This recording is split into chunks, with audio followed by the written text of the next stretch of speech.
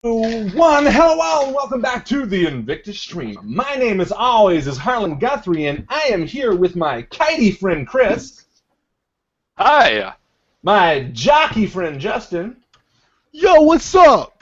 My daring friend David. That's pretty daring, David. And we are here with Star Wars Age of Rebellion Game 5.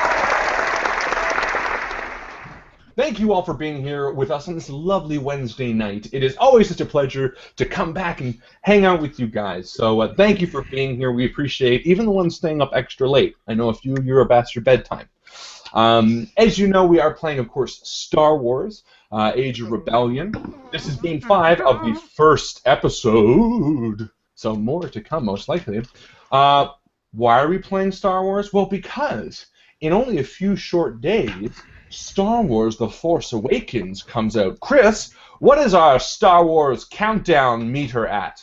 We are now down to the final 9 days before Star Wars comes out. And so move your Star Wars Advent calendar one space over, or eat your Star Wars chocolate. For my Star Wars Advent calendar, I have a Death Star and Alderaan, and I just move it a little closer. Uh-oh. What happens on the day? Well, you know, I hear the souls of 1,000 or 1,000,000 people screaming all at once. If you are watching us for the first time, please go ahead and join our Facebook group. It's where all the cool conversations happen and things of that nature. Also, if you're watching this on YouTube, like the video on YouTube. You can also follow us on Twitter for constant tweets from our tweet staff, which consists of Justin and sometimes me.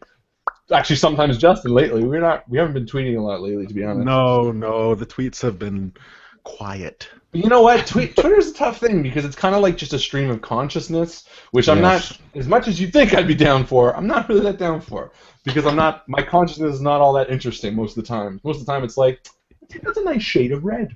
I like that shade of red. It's a very long poop. Yeah, it's just long and porous. Porous. Healthy. I need more fiber. Yeah, fiber in my. Or is it calcium? This went south fast. Anyway, so please go ahead and like our video on YouTube as well as follow us on Twitter. And as I mentioned, join the group on Facebook. Facebook is where all the really great people talk. We have community conversations there, as well as we ask for advice, and you guys offer advice and things like that about how we can make the stream better and all that kind of awesome information. The other thing that you can do by joining the Facebook group is you get a little bit of experience points. And with those experience points, you can change the way the game is played. You can affect us by, spending them to change how a mission is played. We've also had Numenera campaigns where you can spend a little bit of experience points to change the way we have to go about an adventure. We also have a series called The Running Dead, where you can spend experience points to give us weapons in game to fight the undead. So it's very, very cool. And when you join the Facebook group, you can do that. You get that experience points. As well as we award them every once in a while. We feel interesting and fun, and we want to promote that kind of stuff. And we do that through the most valuable posts. The most valuable post is a weekly post that we pick out amongst the many great conversations that happen on the stream, and we give a little bit of extra bonus experience points to that. So this week, I would like to announce our very own Bob Lyle. Bob I like Lyle. saying the name as one word. Bob Lyle. Belial. It's like Belial, which is a bad guy from Diablo 2 or Diablo 3, which was terrible. Or hell in general. Or just hell in general. Well, but we're gamers, so we have to relate to Diablo. Bob Lyle, for your posts, what does everyone like to do in their spare time instead of playing RPGs and board games? As you know, we are people. We're three-dimensional people that have interests outside of this little screen. And it's always fun to talk about those things and also hear about what you guys like. We all have a similar passion for role-playing games and board games in general, so it's always great to, find out what you guys are doing in your spare times. I picked up a few extra little things because of some of the suggestions that you guys mentioned that you like doing, and I thought, hey, you know what, that does sound pretty cool. The four of us often like to spend times drinking coffee and discussing the latest news articles and things of that nature. Correct, David? Oh, yes. Cappuccinos. Yes, a cappuccino and things of this Coca-Cola. nature, and Coca-Cola and things of that nature. The most prestigious of conversations are kept in these companies. We also like to do those escape rooms, which is something that I thought of, but I forgot to post. There's little rooms that are popping up all over, especially around us, near Toronto, and they're basically little rooms that you can get yourself locked in for an hour, and you pay them to do this. Stick with me, it sounds terrible. But And then they you torture you. Oh. they torture you. No, and you have a certain amount of time to try to escape and solve puzzles while you're doing so. So those are always really fun, and we've done a bunch of those too. So those are things we like to do in our spare time as well. So excellent post, Bob. Really well done.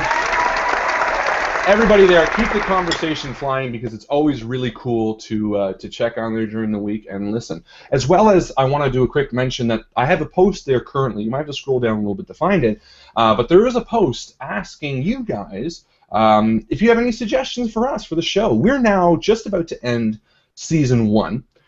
And after tonight's show, I'm going to go through what's happening in the next few weeks before the new year. As you know, tonight is Game 5. We're stopping at 6 for Star Wars, so that's... I want to do an awe sound. We don't have an awe sound. Oh. We can all do it. Oh. No.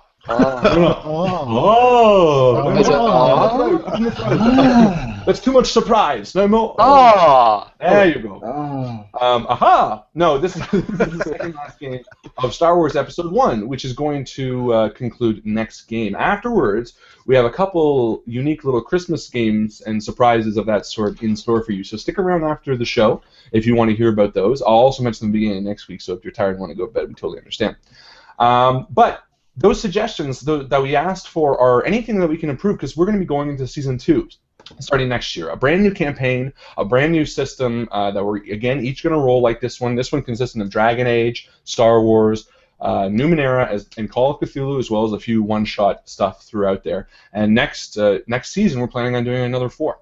So if you have suggestions, more things you want to see from us, a few of you mentioned more video game live streams, which is something we can totally do, and it's very fun and easy, and so those are great suggestions. Anything that you guys want to see, throw them under that conversation, and we'll check them out. Without any further ado, I know I've bored you all to death. I'm going to throw it to our man Justin, Mr. GM, for what you guys are anxiously waiting for, the community mission result. Thank you very much, Harlan. Okay, it's story time, people. Last week's mission went as such. The probe droid, scouting the area, was put out of commission and has since been scavenged for parts. Unfortunately, while you are confident that it did not detect you, it is only a matter of time before the Imperial forces send a patrol team to investigate the downed droid. You need to make a move, and soon. Luckily, you receive word that the search and rescue mission was a success, and within the hour, the speeder returns with your crewmates. There is no time for celebration, however. The division quickly gets to work, making final repairs and preparations for takeoff. During the commotion, Commander Trask receives the message from one Crichton Agathon that there were Imperials in the area and is requesting rebel backup. Because the division will need to relocate anyway, the plan is to take a chance with Agathon, carefully navigate through the canyon to his location, and get the drop on whatever Imperials are there. So, first order of business is the bureaucratic task, which was a DC of 30, and we're going to be adding 7. David, I'm going to get you to roll, if you do not mind. I don't. All right. So while David is getting his dice ready, the bureaucratic task was to organize the crew and aim for maximum efficiency as you prepare for liftoff. Okay. All right, David. Roll a 1d100 and let's see what you get. Okay. 42 plus 7, that is a... 43! That is a success. A 49, yes. All right, so everything falls into place. And in a quick and efficient manner, the crew follows orders as they are given. In no time at all, the command ship and its fleet are prepped and ready for flight. It takes off and begins navigating its way through the narrow canyon.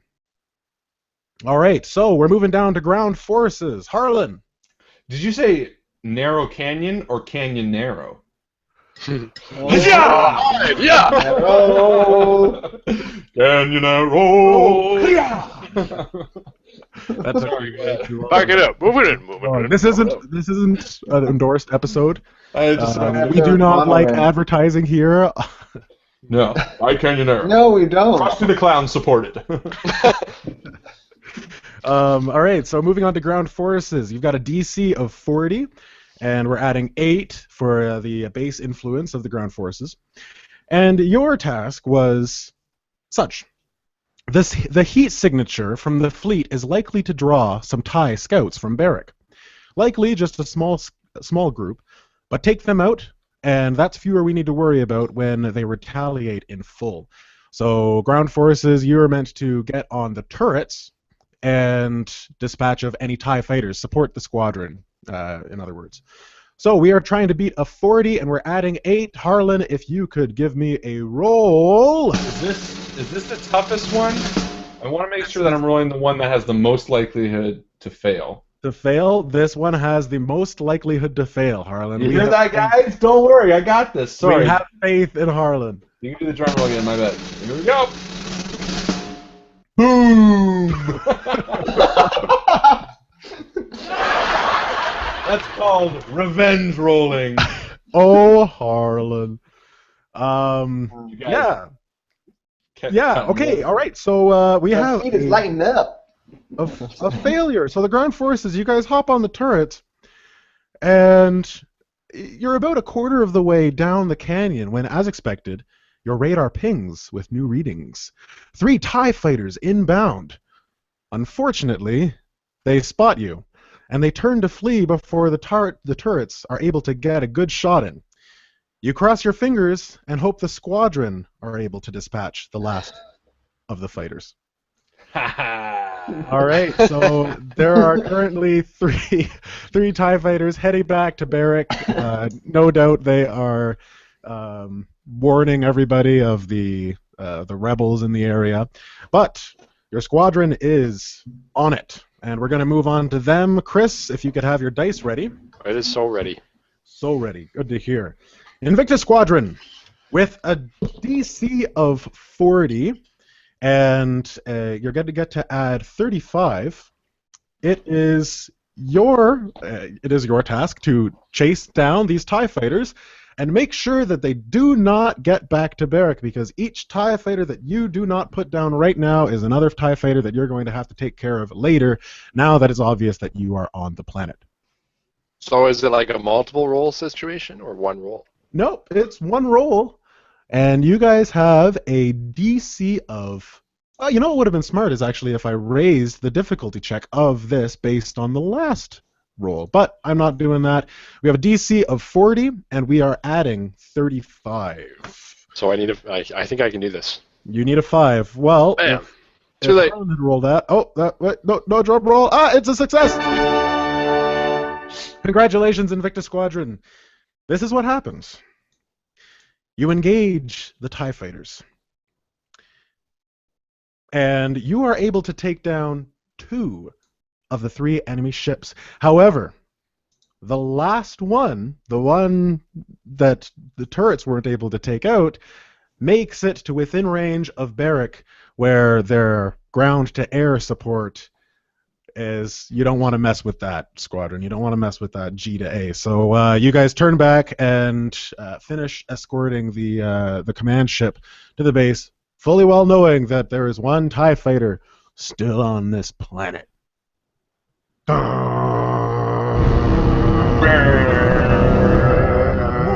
TIE fighter. There's only one TIE fighter, and I'm pretty sure last game we ended with the one TIE fighter there, so we just got to take that out. I got him, don't worry.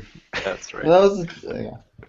All right, so moving on, we're going to go to intelligence, and we're going to go back to David. David, Yes. this is going to be a difficulty check of 30, and we are adding plus 13 to this. Now, Okey-dokey. the intelligence task was to monitor planetary communications. You are trying to crack into the encrypted signals that the Empire, the Imperials in Barrack, are trying to send out. And you're trying to just get a hold of that and see if they're calling for help, you know? Okay, cool. You've got +3, 13, and yeah, if they do get a hold of help, then there is a chance that you will need to contact Rebel Command for support. You know, the big guys. The big ones. Let's see how you do. Oh. Roll for Tal. Yeah. Oh. 42. We have a success. Yeah. Something is wrong. The command ship's radio configurations are bugged. They worked fine after the repairs to the tower. Though you are somewhat troubled by this, you managed to quickly recode the system and crack into the Imperial communication frequencies. Tuning in, you hear the distress transmissions from the last of the TIE fighters, which you hear makes it safely back to base and does not explode in a peak of noise followed by silence. So you know that you now have access to communications, but there hasn't been any signs of, you know, we need backup, blah, blah, blah, blah, blah.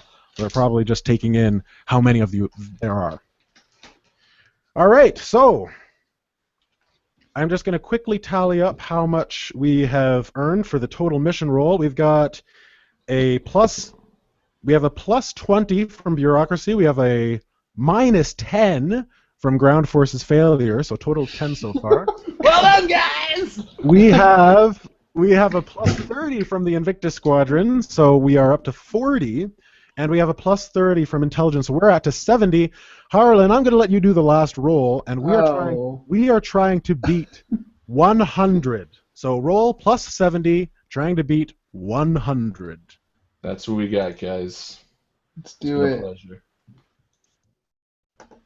Yeah! That's okay. Oh, that is a critical success. Harlan has redeemed himself. Except for that one TIE fighter. Thank you. Thank you for all who believed in me. I Oh, want to say a special shout You're hitting your own applause button, aren't you? out all those people. I'm not hitting it. Look, my hands are here. Oh, okay.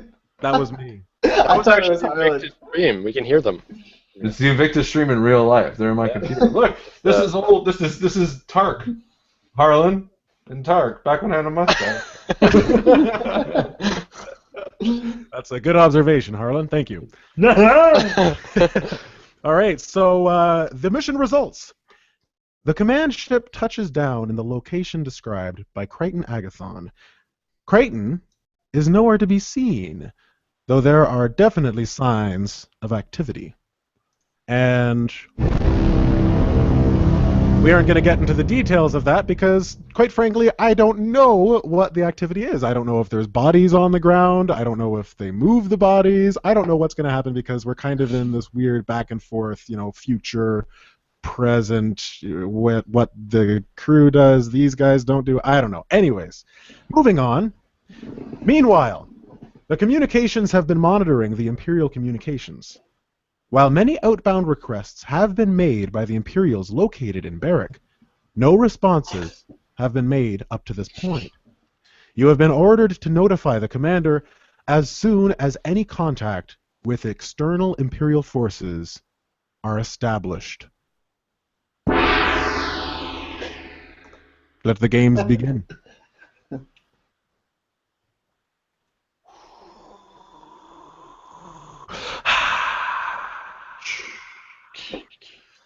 It's all right.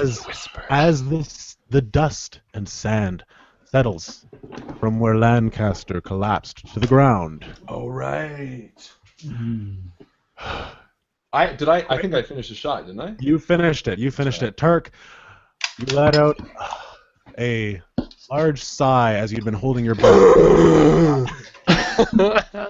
We really need to get that checked, Tark. And frightened and Tal, you all of a sudden hear a dewback somewhere nearby. Sounds like a dewback. That sounds like a racist. Hey, go back. Pick up your bean. All right, so we have a couple people in custody, right? Some people gave up.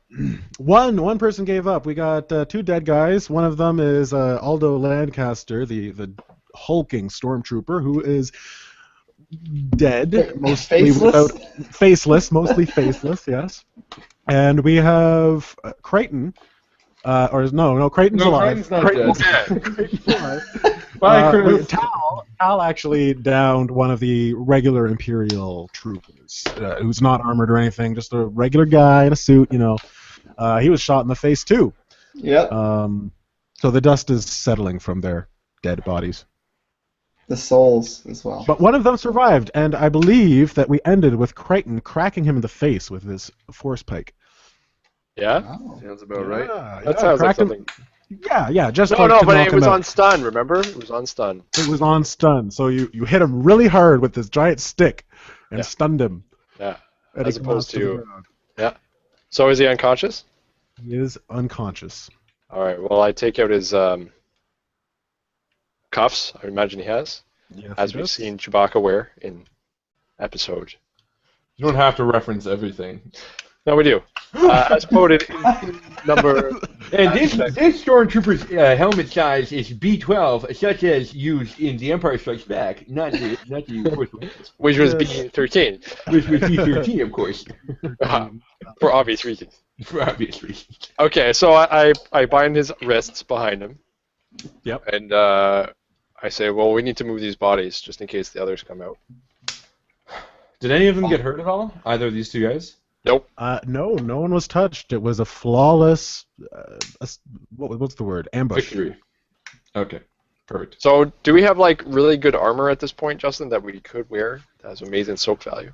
Unfortunately, the only armor there is the Imperial armor. Your environmental gear is better than the armor that the Imperial troopers wear. Really? Yes, yeah, because you've got a soak of 1. They just get I don't think they even get a soak for their. They just wear like light. Picture a beige version of the Rogue Squadron jumpsuits. That's basically what the Imperial troopers wear. And I'll pull up a picture too while you guys are figuring out what you're doing. But the only armor there is that of Aldo Lancaster, and he's a giant. It doesn't look like you'd be able to fasten it to any of you guys unless you want it to look like Marvin from Hitchhiker's Guide to the Galaxy. I'm thinking about it. No. Okay, well, in that case, there's no sense trying to disguise Root, because I don't think that would work anyways, because their faces are not covered, are they? Not the Imperial troopers, no. You could try. Is it wrong to might help believe... Is there any ships still around or no?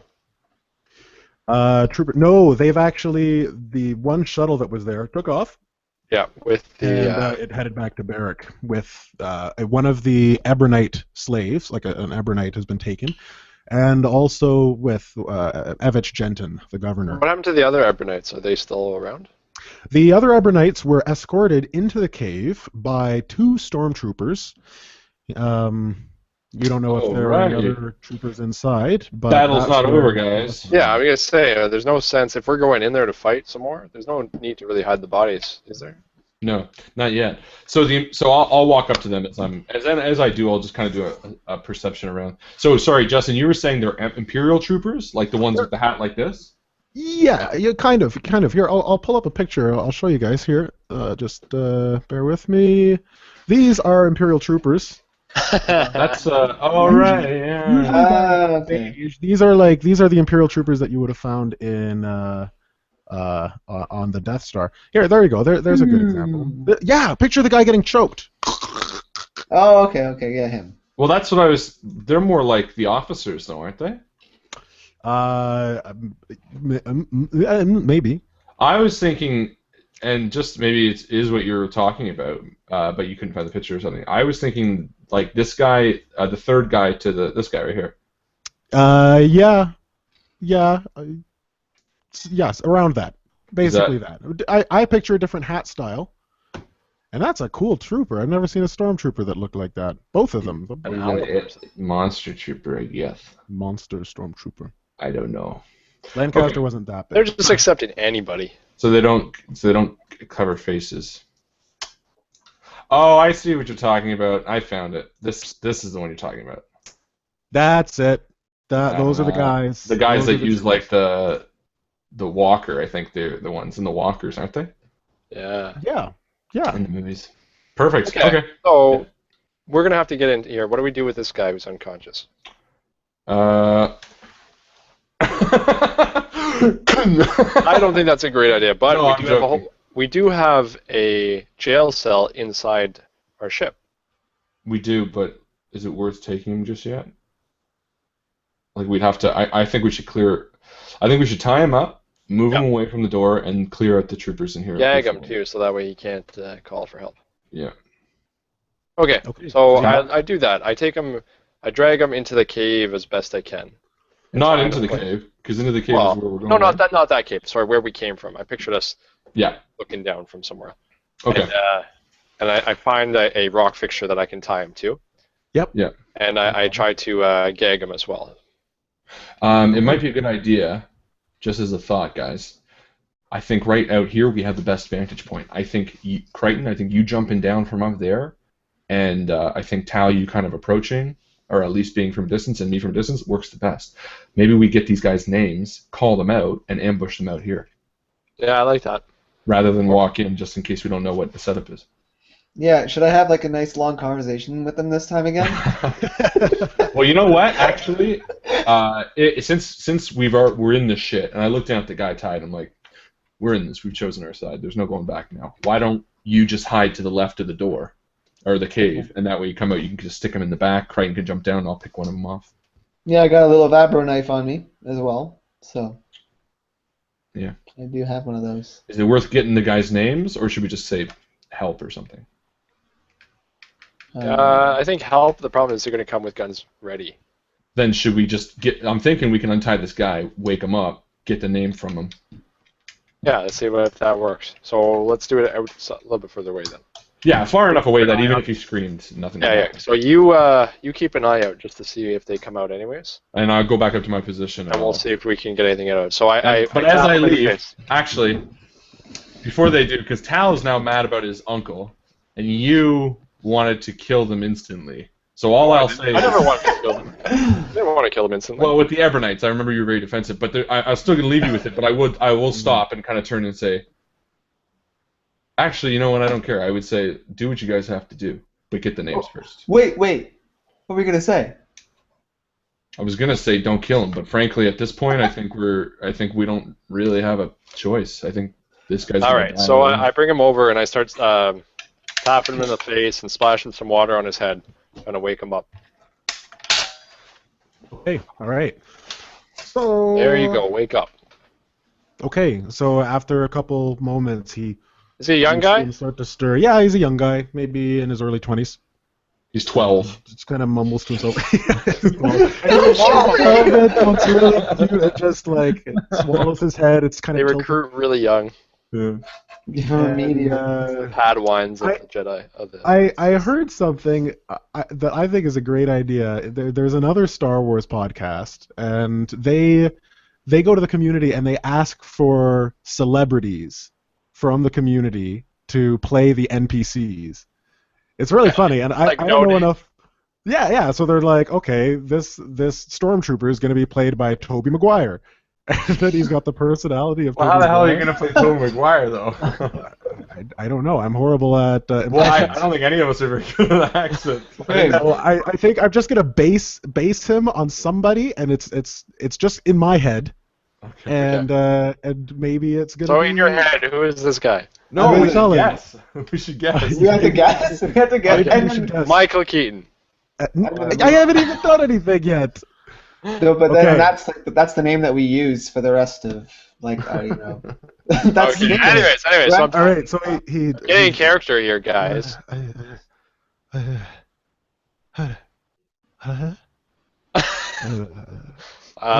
Steven Seagal. What's going on? And it dawns on him what had happened. It seems to remember, and he says, he kind of jumps off where he left off Relax, before relax. you crack. Just relax. Please don't kill me, please. Relax. We're not going to kill you. What's your name? My name is Donovan. Donovan? Donovan. Donovan Johnson. I'm an Imperial trooper. Who are you? What are they doing with the Ebonites in there, Donovan? I think they're trying to make them their slaves. Slaves. Slaves for what? To do what? I don't know. I'm not privileged to that information, but I know we're here for something. There's something in this cave. Okay, have you been in the cave yet? No, I haven't. No. So, how many of you came to this cave in the shuttle? Just to clarify, we didn't see them get off the shuttle. We just came halfway through, so there could be more in the cave. Yep, there could be more. Okay. So he says, I don't know how many there was. Donovan, you gotta think a little. You see my friend over there? I point to Tal, who's got his holdout blaster. I say, he's not really happy with you guys. And I don't want him to react the way that I know he's capable of. You guys have killed one of his family members. And I can only stop him for so long. So, in your best interest, Donovan, please be as helpful as possible. And I sit down beside him. Cool. I want you to do a negotiations roll, and I want you to give yourself a boost, because I think that's a very good good answer. Tal, you can give him a second boost, because you're helping. Okay. Okay. And it's going to be a difficulty of... it's going to be purple. It's going to be easy. Sorry, purple. Yeah, it's always purple. It's going to be an easy difficulty, so 1. Okay, and two boosts? 2 boosts, and whatever your negotiation skill is. Yes, it's really averaged.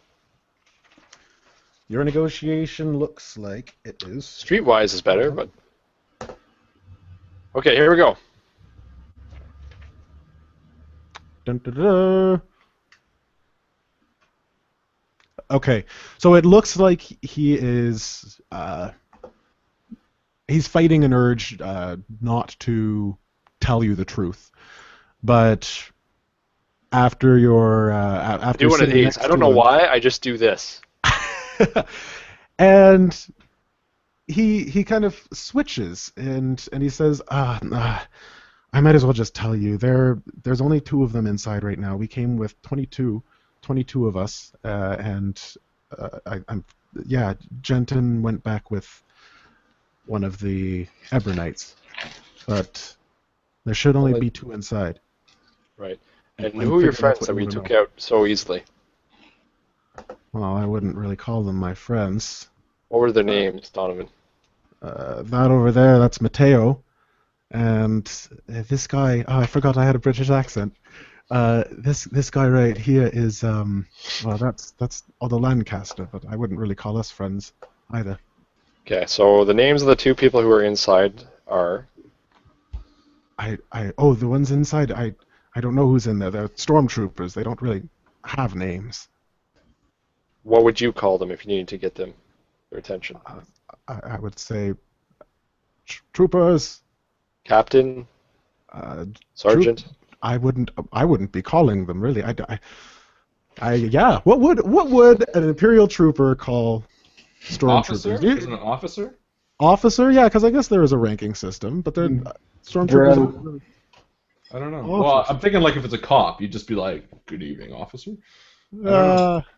I'm not saying it's right. I'm just saying that would be what I would say. So Donovan, that's what we call them. Master. Stormy. Stormy. Stormy. Strombo. ST. He just calls all of them like Steve, like the same name. Yo, Steve. bro. Hey, Hey, Steve, could you give me a hand here? I'm trying to think in movies, what would they call? They like men, get them, or something like that. Yeah, man. Hey, you. But that's like subordinates. Stop that's like it. People Yeah, I don't know. Anyways, I don't know. Donovan. So you guys came here to help enslave these Ebonites to work, and they've only left 2 men to look after these Ebonites. Is that what I'm getting from you? They're pretty docile. I was very surprised when I saw them. I figured they'd fight back, but they're not at all. It's very strange. Doesn't that sound strange to me, too?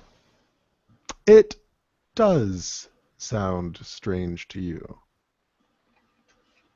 Okay. Well, But you get the impression that he's telling the truth. right. So they're acting. So it's almost as if the Ebonites know something that the troopers don't. Maybe. Maybe.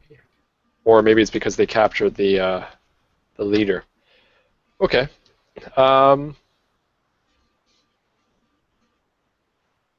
But really, they weren't left alone. Wasn't the two of them. I mean, although Lancaster was with them, and myself, and Matteo, and Yeah, fair yeah, enough. Donovan, I'm gonna go need to talk to my partner. I'm gonna leave you with Tal. I wouldn't look him too much in the eye if you can help it. But I walk over to Tark and I sit beside him as he's keeping a lookout. Hey, partner. I say, hey, Tark, I think his name's Donovan back there. I think he's been telling me the truth. It sounds like there's only 2 more troopers inside the cave. They've kind of been left to watch over the Ebonites, who are acting in a way that we haven't seen before. They're apparently docile, almost as if their spirit's been taken out of them. You're saying he said that? No, I don't. Just I'm not being like metaphysic. I'm talking about No. Sorry, no, I wasn't laughing at you. the piss I'm has been laughing. taken out of them. Okay. So I don't know if it's because they have the matriarch or what's going on, but it's possible. Okay. Well, so he thinks there's 2, and you believe him? Yeah, he looks scared of Tal, and I don't blame him. Tal's looking a little intimidating at this point. If we, there's no doubt in your mind, you're 100%. Because if we go in there, or if we pull him out, and there ends up being 100%. 5. He wasn't lying to me. Okay. He believes there's 2 in there. Oh, okay. Then I guess we proceed as planned. I mean, if they're docile, that might just be because they've given up hope for something, but we won't know until we get in there, I guess. And our hopes, yeah, we gotta find it. Maybe we should go in there and see if we can sneak around, see and find out what they want with them before we go in there guns blazing. Well, I don't know. I still think we have the best vantage point out here. Yeah, it would be nice if we took them out, but we might not learn anything that way. I don't think stormtroopers are the ones to mess with because. Tell you what, let me do some, some stealth. That's what I know. I'll go in there and see if I can find out information, come back and relay it to you guys. And if I get caught, I'll try to lure them out somehow. And then you can pick them off. I'll be the bait this time. All right. Every instinct says no, but if I trust you. I just think as far as if we're not going to, hopefully not combat right away, I have the better stealth and I can sneak around. What is your stealth? Stealth is, it's only 1 actually. No, it's 2. It's 2. It's it would be 2 yellows. You know what? I'll support you, but I would say check with Tal and see what his thoughts are first. Yeah, and I walk over to Tal and see if he's killed the guy yet.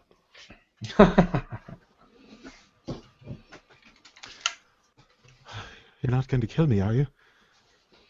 Donovan, be quiet. That's it. Or is your name Donovan? I walk over to Tal and I keep my back to Donovan. I let him know about the idea and see what he thinks. I don't know, man. It did I work really understand. well last time, but I don't know if we'll learn anything that way. I know, yeah. I mean, I know Tark and I will have your back. We'll be right by the opening here.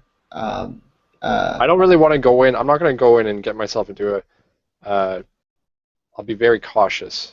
And if I think there's any chance that I'd have to fight on my own, I'd be back out and we go with the first plan. Okay. I just want to test the waters first. Maybe it's unnecessary. Have you been able to adopt this man's accent in case you need to call from afar? You don't even know what the hell his accent is. You don't even know who he is. It's changing. All the time it's changing. Well, that'd be deception anyways, right, Justin? Jason Statham. That would be deception, and depending on how well you did the accent. Well, which accent? Which one? The one that I'm doing clearly. All the time. The one that's been the same the whole time. It's changed. Okay. Well, all right. Drastically. I have no idea who that is. Who is it? I don't even know who Keeps that on changing. All right. Well, I think It's the same plan we're gonna person, go but with. it's my horrible attempt to grasp his accent and The make him Silver Shroud. time. I'm not telling because it's so bad. Zeal. Fair enough. Okay. Bad to share. All right. All right. You know what? While I'm reluctant, I understand. It did. I mean, our kind of ideas worked last time, so go for it. But we'll be right by the door, and don't get too close. Okay. Yeah, I won't put myself in unneeded risk. I feel. So hopefully, with knowing that Tark is in a good vantage point and Tal is not too far from the door, able to come out and spring out into action when it needs to be, I'm going to try to stealth my way into there. I won't, and I would say that just before you go, that if something goes, I'm not going to be running. I'm going to hope that Tal can then lean them out and then do it from this, because this is the best point for you. If two of your friends are weary about this plan, it's probably not a great plan, but we'll support you because we love you. Well, it's not a great plan. It's not perfect, but One of us will I guess if you really want to do it. Well, okay, Justin. I need a play-by-play so I can make a judgment call as I go. So I want to get close to the door and listen, peer in, sneak in slowly, very slowly, doing perception checks as required. The cave is very dark. The chances are, if it's not Aldo calling you out or calling them out, that they're going to be suspicious anyways. Yeah. You know that they can't. They probably can't just leave the slaves unattended. Mm. And you know that it's dark in there. It's quite dark in there, and it'd be easy to snoop around. Now, that being said, there are definitely other ways to move forward, but it does at this point seem like a complete hazard with the amount of stealthing that I've done in the past. It doesn't seem like a complete hazard, no. You definitely get boosts from the amount of darkness and it just depends. And my cautiousness that I'm taking. Mm-hmm. All right, so I will ease into the cave, listening as best I can, trying to wait for my eyes to adjust and move forward and hug the walls as best I can to see if I can find out. Okay. So first things first, let's do a perception check. Let's see what you hear.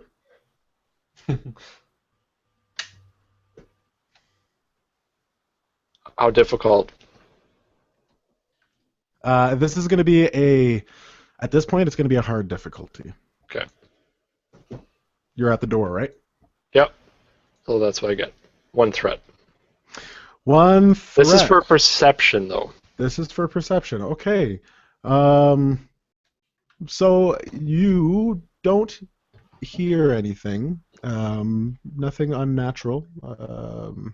No footsteps or anything. That's but a you good figure idea. they're probably in the cave. So you definitely have to get closer to here. So I will stealth closer. Okay. So you begin making your way into the cave, and you're being as stealthy as possible. Yeah. And you make your way down about 100 meters. It's actually quite a distance as the tunnel winds down deeper into the earth. It rarely changes size. Really, it's pretty much the same size. It rarely deviates, but it's getting deeper and deeper and deeper.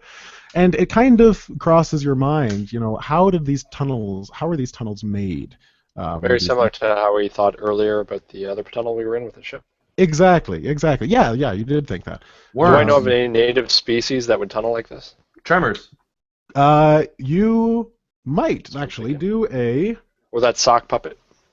I guess it would be education. It would be education because this is for your own planet. Yeah. Or underworld, technically. I guess that's literal underworld. Literally underworld, yeah. While we're outside, I'm going to motion to Tal, because we have our communicators. I'm going to say, did we move Lancaster's body? Because I know we moved Donovan's. Is it sitting right in front of you? At the door? It is sitting right there. I'm pretty sure I'm enjoying looking at it. I'm going to say Tal. I don't know if I can move it. I mean, I'm 5'6". Move it piece by piece if you need to. It doesn't even have a head. But listen, check it. Does it have a communicator? I I go and check the body. And does it have anything else on it too? Wait, what's Donovan doing right now? Like, he's tied up, right? Yeah, Yeah, he's Donovan's like- tied up. He's not doing anything. He's He's just moving sitting there around. talking. talking To himself. in a crappy British accent that sounds nothing like the celebrity I was going for. It's okay. So do you think it'd be necessary though? Because if Check he's the right body. there- Just check it. Just check the body. No, but I'm gonna like do I gag Donovan so he can't start yelling or? He's already No. gagged. Yeah, Oh, he's you already- can re-gag Oh, him. You Oh, can we re-gag did. We did. You can put some sand in it. Sprinkle some sand in his eyes. Yeah. That's really I sick. got some chili powder here too. Okay, so I go and I check Lancaster body for any communication devices and weapons as well. Yeah, we have a massive weapon. He Yeah. does have a very large weapon. It is a heavy blaster rifle. Which are Is it very possible for me powerful. to hold it? It is possible for you to hold it. Nice. Definitely use it. So the heavy blaster rifle. Let me just pull it up quick. I got it right here. Heavy blaster rifle. It is damage 10, crit 3, long range. It has an auto fire feature, which basically means that you can just do Nice. that. And auto fire, actually, a weapon with auto fire can be set to shoot in rapid succession and potentially spray an area with bolts, slugs, blah blah blah. The advantage in using auto fire is that it has the chance to hit multiple targets or hit a single target multiple times. All right. Ah, cool. Well, I picked that up, put it Is in it my a- pocket. Is it a ranged heavy or a ranged? What is it?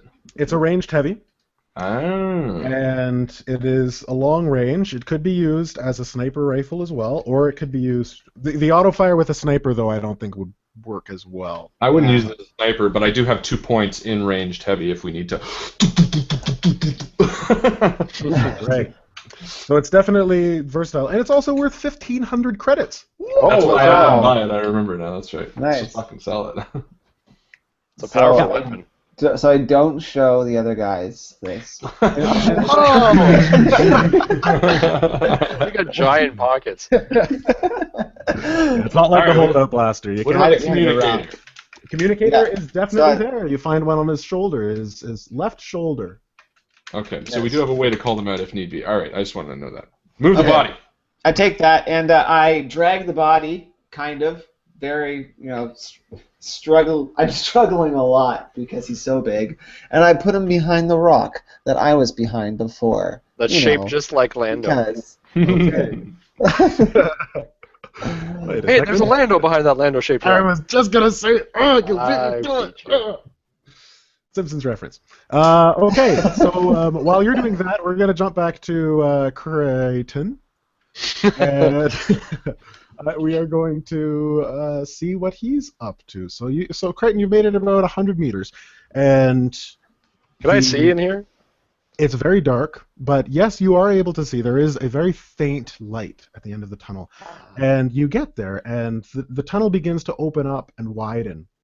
And on the wall, you see on either side, very, symmetrical. On either side, about lamp height, there is a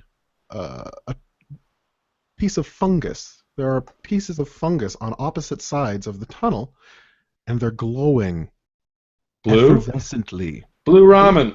Bluish green, like glowing mushrooms in Skyrim. Skyrim. Ah. my Just like fave. that. Just like that. David's never played Skyrim. Ah, okay. That's 'cause he's trying to build his. He will soon. He's a He's gonna nerd, build a but not computer. that nerdy. I played on other people's. So you see this. Other You've people's what? PlayStations? You've never been, Creighton. You've never been inside a cave this deep, and you've never seen life of this vitality, other than humans and animals, like in Barrack. You've never seen plant life like this in the wild of Nice. Ebra. Mm-hmm. Can I steal some of it? Yeah, you can if you want to. I you have to touch will it? on my way out because I don't want to glow on my way in. Hey, what's that glowing guy doing? All right, so I'm going to keep moving in, and I'll keep a mental note of this glowing mushroom because it might be handy. Okay. And you make your way in, and things open up into more of. You feel that you're in a larger opening, circular, and you can see the very faded outline of doorways leading into other tunnels. It kind of splits here. All right, so at this point, I would say, okay, this is not something I want to go further into because the further in, the harder it is for me to get out. So now I will run back and talk to Tal and Tark. Okay, Tal, you just finish struggling, moving the body over and hearing it, letting it collapse on the ground. And when you hear the panting of someone coming out of the tunnel, who could it be? I get beside the opening so that you can't see me. And I ready my pistol or ready my sniper. And I start swinging my vibro pike randomly. Good Right, idea. Good idea. I run out. Are you shouting? No, I wouldn't shout. All right, so I walk out. And I fire. Tark! I didn't see him, I swear! Edward Mason. Tark was against you guys the whole time. Yeah. All right. Just do that every game, so it's so expected. So Crichton emerges out from the tunnel, and he's not actually panting because he's fit. And the show is yours, Crichton. I walk around to Tal and I say, "There's no way that I'm going to go any further in there. I was over 200 meters in there, and there were tunnels going each way. So if we're going to explore this thing, we need to do it together. And there's no way we can call in and have them come out."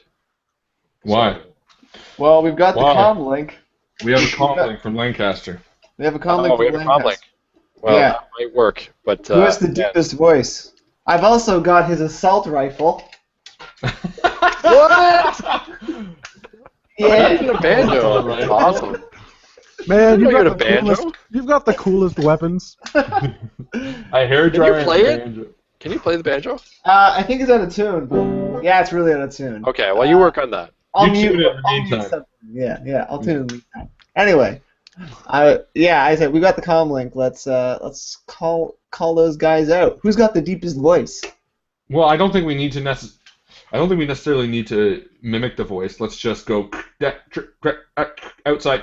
I don't think we need to mimic the voice. No, just kidding. I would just say, do it more like Yeah. shaky. Rebels or rebels or something. Rebels are here. Yeah. Rebels. Yeah, like that, right? Yeah. The other thing is we did call the rebels, so they might be here soon. And the other thing is, the last thing is, I forget. I commented about the mushrooms and how interesting that was, but just as a side note. Yep. Mushrooms? Yeah, some glowing mushrooms down in there. I've never seen it, but they might. Can I roll xenology on it? Yep. From my I'll let you description. do xenology. I'll let you do medicine too. Oh, I will roll medicine, because I have 3 in medicine. I'm gonna help them. Don't even have to. No, I'm really describing it. Yeah, actually, no, that definitely would work. I'll let you help him. I'll let you give him a boost. No, I don't want any help. I don't Okay, need. no boost. He's going. Yeah, la, la, la, la, la, la, I'm just kidding. You can. Start to describe it, and Tark goes la la la la. No, I'm kidding. I'm kidding. It's a joke, guys. Tell him to give me a boost. I do want a boost. Okay, you can have a boost, and it's going to be a. I don't want to give it to him. It's actually going to be a hard difficulty. Do as hard as you want, bro. I don't It's give fine. a We got fuck. this.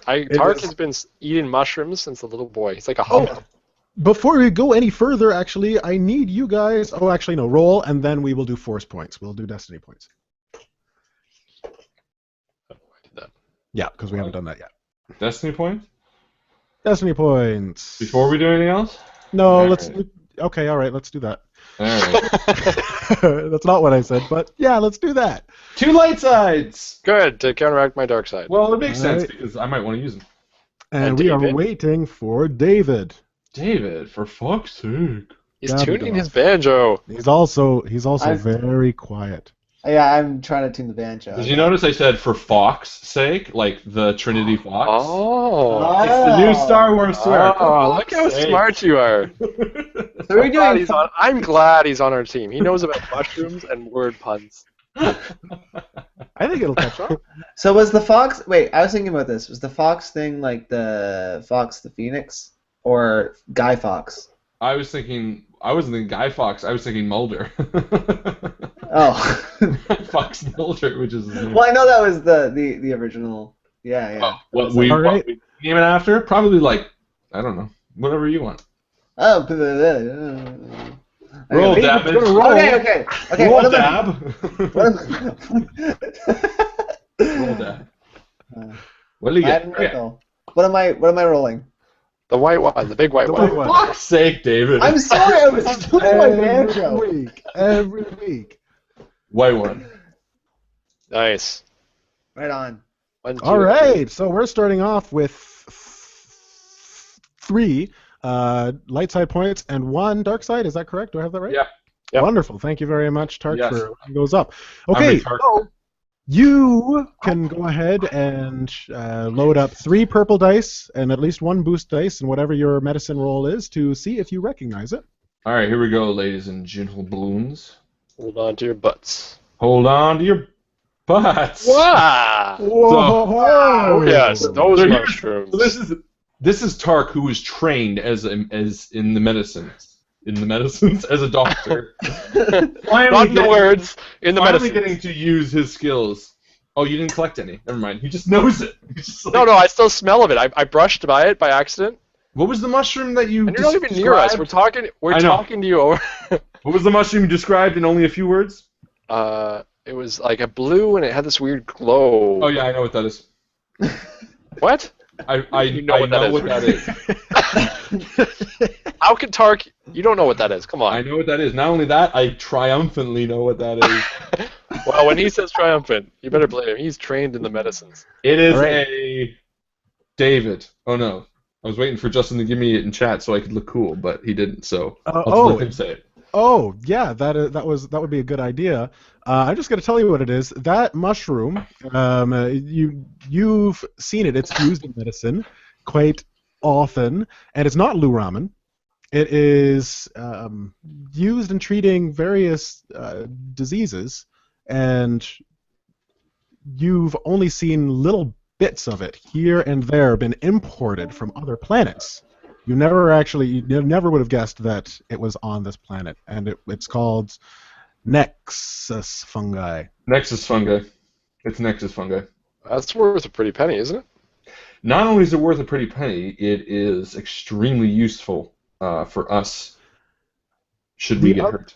The other thing that you know is that this fungus has roots. From what you understand, that it has roots, very, very small roots that connect and interweave with other fungi in caves, and it works kind of like an electrical current that creates the glow of it. And yeah, so that's what you know. Is it in series or parallel? So if we take one out, do all the bulbs go out? It is It is no. series. It's a So- series. So No. we take one bulb out and they all go out. No. No. Parallel. I meant that's what I said. Ah. I'm a scientist. No. No, he's not, but I am. And I know what he's talking about. Who are we talking to? God. All right, so you guys Tell know him to get off this. the transponder. You It's know a what forward the you know what the mushroom is, and now you're standing outside. The wind is blowing. A tumbleweed goes by. Does Lando or any of them have some sort of night vision? Well, Lando is a legend. Yeah, it's not Lando. Who am I thinking? Aldo is dead. Does he have a light with him? No, he doesn't. No, like night vision and mask or something. He would have a helmet. It's not with him though. As you remember, he didn't have it on.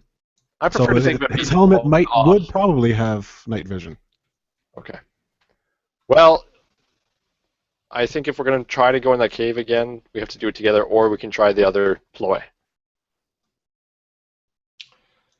I think we should try the other ploy. I think in every military strategy, it's always best to have them come to us rather than go seeking them. And I think once they're out, we can either kill or interrogate them to find out exactly which path they came from. Sounds good. Yeah, I'm good with that. And I've got this ridiculous rifle now. What is Who's the the rifle more sound deceptive like? type? What does the rifle sound like, Tal? Ah, I can't do it.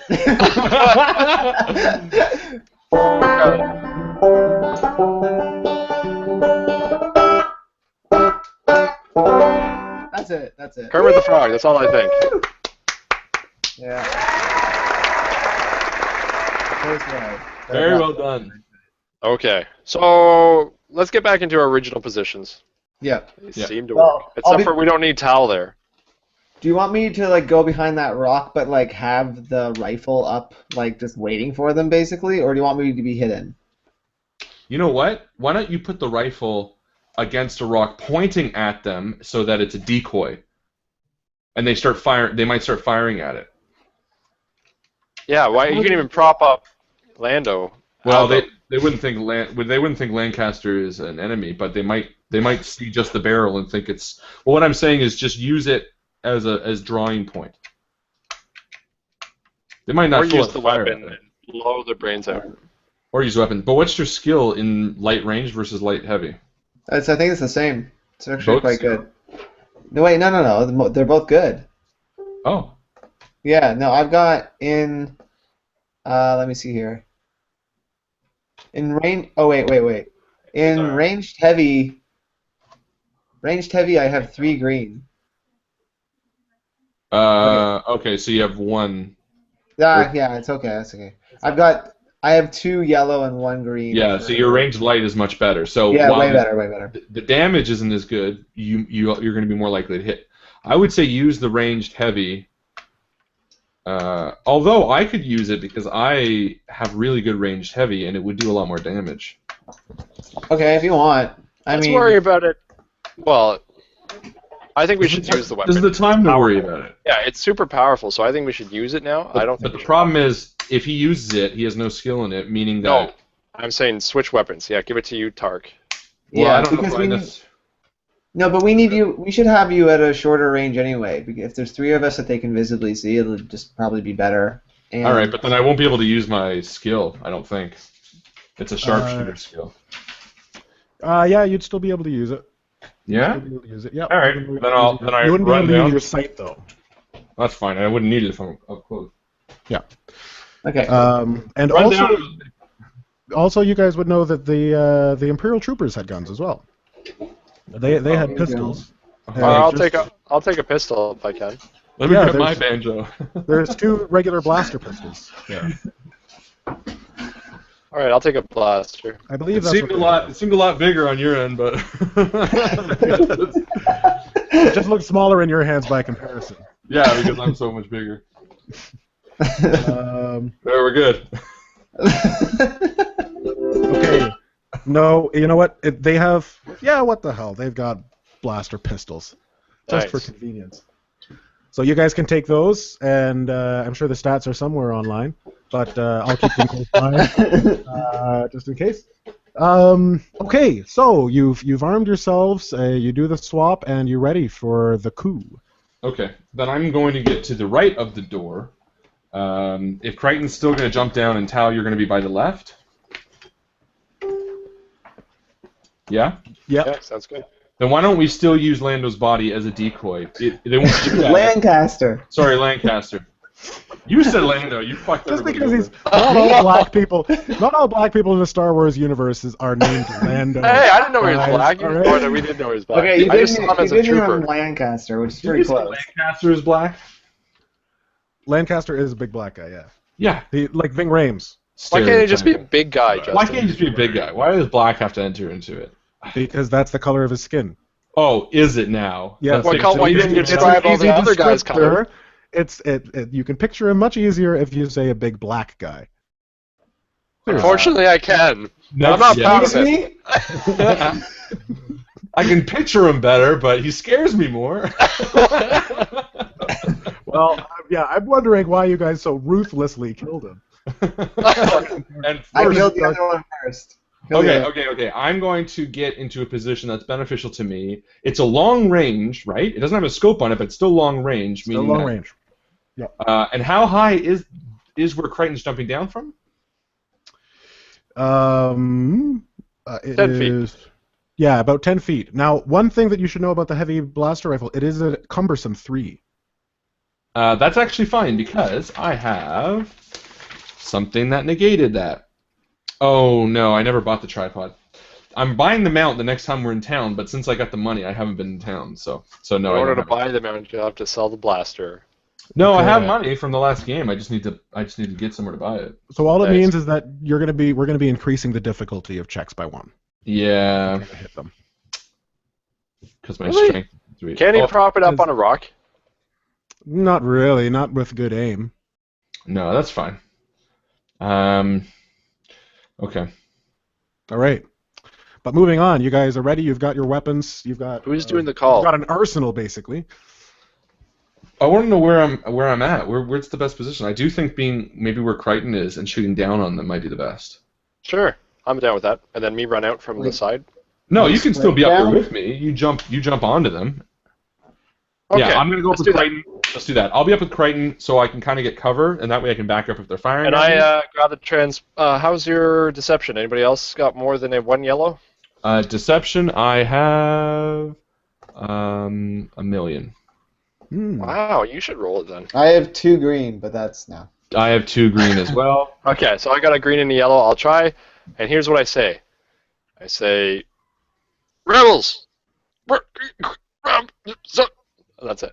And then, as he's doing that, without telling them, I fire the blaster once. Nice. Ah, And I not always like that was good. I should That's a have boot. That's a boot die. That's got to be a boost die. definitely a boost. Definitely. Yeah. Okay. So we got. And I do a Wilhelm scream. Okay. We gotta hear it. It's also Droid Lancaster Master too. It turns into a whole pretty radio show Yeah. with the words. And then All right. it ends with the. Yeah. How many purple? I want you to do 2 purple, and I want to give you 2 boosts, and yeah, whatever your skill is, and go nuts. There. That's Go what ahead, happened. Go nuts and go ape shit. I don't even know what that means. Okay, One so advantage. you actually hear that the connection isn't. I'm going to use a great. force point. Oh, but you can't do it now. I Force point is used to add to upgrade a roll. Hmm. But okay, so what are you going to do? What were you thinking you'd use your force point for? my force point would be that I was going to really feel it. I Okay, don't know. I thought maybe a force point could like change the outcome. yeah. No, it won't change the outcome, but you can use it to upgrade dice before you roll. So you Okay, can I'll say know that what for you next want time. before So what you- happens? Yeah. So you hear that the connection is actually bad. Wherever the stormtroopers are, they're obviously quite deep underground. ground. So even the broken up message that you send is even more broken up. But despite that, you do hear one of them say, "Oh, we're gonna check it out." Yeah. All right. Okay, and now we wait. So you wait, and You get just in a position. what's it called, Harlan? You're the movie guy. It's when the screen washes. In That's Star actually called Wars. a A Star transition. Wars pan. Transition Isn't to it Star actually Wars called pen? Star Wars wipe? I think it's a transitional wipe. Okay. Star Wars wipe. Well, we've got that, and the scene opens with you guys in positions. The stormtrooper walks out like, "Hey, there's no one here. Where's Aldo? What's all that blood doing there? What's going on? We have trouble here. We've got a problem." No, before No. you can even, as soon as his head's out, I fire at it. Yeah. Wait okay. for it. You see some hesitation, and he's about to turn around, and you fire. You're firing with the heavy blaster? Yeah, it's auto, so just tell me what you want me to roll. Did you say you were in close or medium range? I am 10 feet, so that would be That'd be Close. close range. I'm close. going to say close. Okay, so that's going to be 2 purple die, and I'm going to... You get to roll cool. Oh, wait, no, we're not going to do initiative right now. 2 purple die, and whatever your Whatever skill my- is. Heavy is, which is 2 yellow. And advantage because I'm shooting down on him. Yep. I'll give you the high ground. Perfect. Here we go. First shot of the game. Oh! All right. So with your new blaster, did you write down how much damage it does? You said 10. 10. Yeah, you are right. It does 10 damage plus 4, so 14 damage on this trooper right off the bat. Nice. You know what's gonna happen? He's gonna kill him with one shot, and I'll be like jumping down and like, damn it, now I gotta get back up. Oh, because there's 2 of them anyway. Oh yeah, Or maybe. you just land on his body and you say, "Oh, he was still moving." Yeah, I got him. Yeah. You said it was a heavy blaster. Yep. It's 10 plus 4 and regular stormtrooper, Imperial stormtrooper. Okay. So you kill him. His helmet flies off as blaster fire rings through the air and reverberates off to the canyon walls.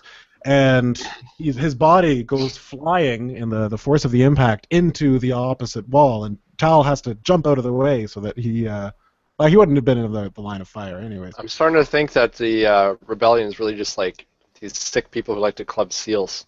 Don't even start. people- Don't even start, because that was my whole Dark, point. you're right. These guys don't know what they're doing. So he collapses to the ground, and his helmet just kind of rolls and then hits a rock. Oh my god, I feel so bad. I'd be like, And I look at him like, yeah, you should feel bad. Didn't even Fuck. see it coming. Fox Hey. you. That's the struggle, guys. That's the struggle. You know, you're at this point where you don't know if what's right, what's wrong. Don't even start. Let's just go. All right. So you guys just move in. Do you move the body? Do you keep it there? Well, there's 2 guys, aren't there? There was just one. Oh, One left. Just one came out. did his head come cleanly off? No, his head is still attached, but there is a black mark. Can I take his armor? You could, but it would take a while. Just wipe off the blood? Yeah, you could I do want that. to do it. What was he using? A light blaster? Light blaster, regular blaster. Regular blaster rifle. And I look at Tal, and I say, or Crichton, and I say, the only reason I'm not giving you this is because you have your sword. I Be can walk useless in with with a it. heavy blaster. Yeah, you know that. I need something more crude. Yeah. Let me go in first. You guys right on my tail, and we'll take out the other one. All right. Sounds All good. right. Yeah, sounds you- good. You quickly swap into the Imperial armor. Yeah. Let's aim for his hands this time, so we can talk to him. Okay. Not just go. Turns out he speaks with sign language. Your storm. That's funny. Your stormtrooper outfit gives you +2 soak. Okay, Wow. it'll be temporary anyway, so. Yeah, well, they got a lot of crap. You also I might find, keep the head chest armor. You also find 2 frag grenades. Whoa. I give them both to. I'll give one to Crichton and one to Tal.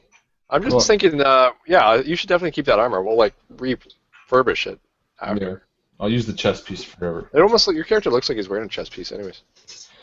Maybe yes. All right, and then we're gonna go in, and I'm gonna use. How different did the heavy blaster and the light blaster look? Not too different. One of them. Just One a of bit them longer, is. right? Sorry, It's I like your longer, headset. but it's clear. It's clear that someone's holding a heavy blaster, especially if you're in the army. So you'd be able to tell if someone was holding a heavy blaster, then they're probably Aldo Lancaster. Okay, then you know what? I will switch to his blaster, the light blaster that he was carrying. I'll hand the heavy blaster to one of these 2 guys just to hold, so that we can get close, and then I can lead him to wherever we want. Al should hold it because I'm useless with the guns. You guys are starting to look like what people on Fallout should look like when they gather all their gear. Yeah. Yeah, just encumbered.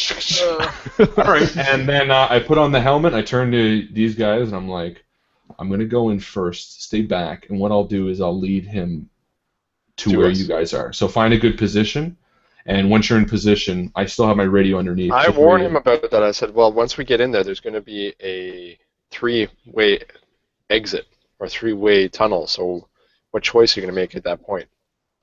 I guess we'll just go left. I shouldn't- I know. I'm just warning you. Oh, that, you know what? You have tracking, don't you? Why don't once you get in, you check the tracks? You're a scout. Yeah. Yeah, I can scout. I don't think there's a tracking thing. So do you Either way. guys head in? Do you guys Yeah. head in and go down the first? Yeah. We're moving in for sure. Okay. We're gonna head into where it is, listening every once in a while, and then once we get to the spot that it switches, I hand it over to Crichton. Yep. Perfect. Okay, so we get there. You guys are there. You've got the glowing mushrooms and the 3 pronged fork in the path, and yeah, I don't know. Yeah, in your next course of action. We go left. You're not gonna roll tracking or anything? Oh yeah. Okay. I'll look for footprints. That's a good point. There should Alright. be only the one set of human footprints here versus all the Ebonites. You would actually probably have both because if they were in the same location, all of the Ebonites and the 2 stormtroopers. But I would be in the same imagine spot. the troopers would only go one direction. They're not going to go between. Right. So you'd have one set of lots of tracks moving forward, and then one set moving back. Yep. Yeah. So Okay. look for those. All right. So go ahead. It's going to be in the darkness, unless you wanted to light something. It's going to be a difficult check. Does the stormtrooper have night vision? You might be able to figure it out. I don't want to use one of those mushrooms. No, what I mean to That's say what is, you mean. like, if he was walking through here, he must be able to see. Does the stormtrooper have, like, better sight in the darkness? Yeah, Like the helmet. yeah, probably would. It would. Then I just pop up the helmet and I hand it to Crichton for a second. Perfect. Okay. Good. I just Good say, idea. here, look with this. Clunk, smack. So, Crichton, I'm going to lower the difficulty. You've got average difficulty, and I'm going to give you a boost because Tark is helping I don't know if I have any advantage in this. Like, I don't know what you're going to use for my... Survival or something. Survival. Okay, survival. Survival, Perfect. yeah. So I have an advantage, and you said it's what difficulty? Average difficulty now. And you get a boost. It all canceled out. It all canceled out. Okay, so I should have used the force. Why did I say that first? you aren't entirely sure where the tracks I lead. can't see any It's mostly- footprints. I'm sorry, Tark. We're just going to have to take a shot in the dark. So. It's okay. No, no whatsoever. I take my helmet back and I say we'll go left first. And agree. just sit next to it. Cool. Great.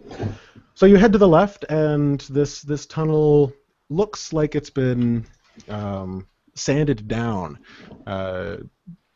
by the Ebonites, most likely. And it doesn't take very long before you reach another opening.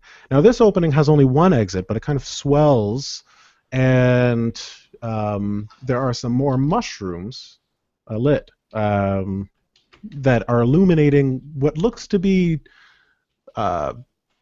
some weird designs on the wall, all over the walls, and it goes for about 50 meters for a good medium to long range, and it goes about three quarters of the way through the entire tunnel before it closes off and goes down into the exit. Are the designs made in the same way that designs were made in the previous tunnels? Come. They're different designs. This looks like it's been very. It looks like it's been carved, and the designs look like they've been. They look like drawings. It's actually pretty clear. Can we see what they are? Is it abstract? It's pretty dark. You guys do have lights. You do have glow rods, which might help. Kyle, Can I roll xenology on them? You can definitely roll xenology on them. Yes, you can. Use some what's the force. Xenology or perception. Either? Yep, either one. Oh, then I'll do perception. My perception's Okay. too yellow. And with the lights in the helmet, can I see them better? Use a force point too. Definitely. And a force point? Okay. Yeah, we might as well. So with a force point, you'll get a new green die. Yep. So you just got 2 yellow, right? Yep. Okay. Okay. And no advantage? No, I'm not going to give you advantage. I'm not going to give you a setback either, though. Okay. And two, you said average difficulty. Average difficulty. All right, let's do this. Bam. One advantage. One advantage. Okay, so you can tell that there is. It looks like this is a timeline. They look like cave paintings, and while you can't recognize any figures on the cave paintings, it's still too dark. You do recognize that the painting does get more and more elaborate as it goes from left to right, and eventually to the right, where it stops, it is very intricate and very nicely drawn, detailed.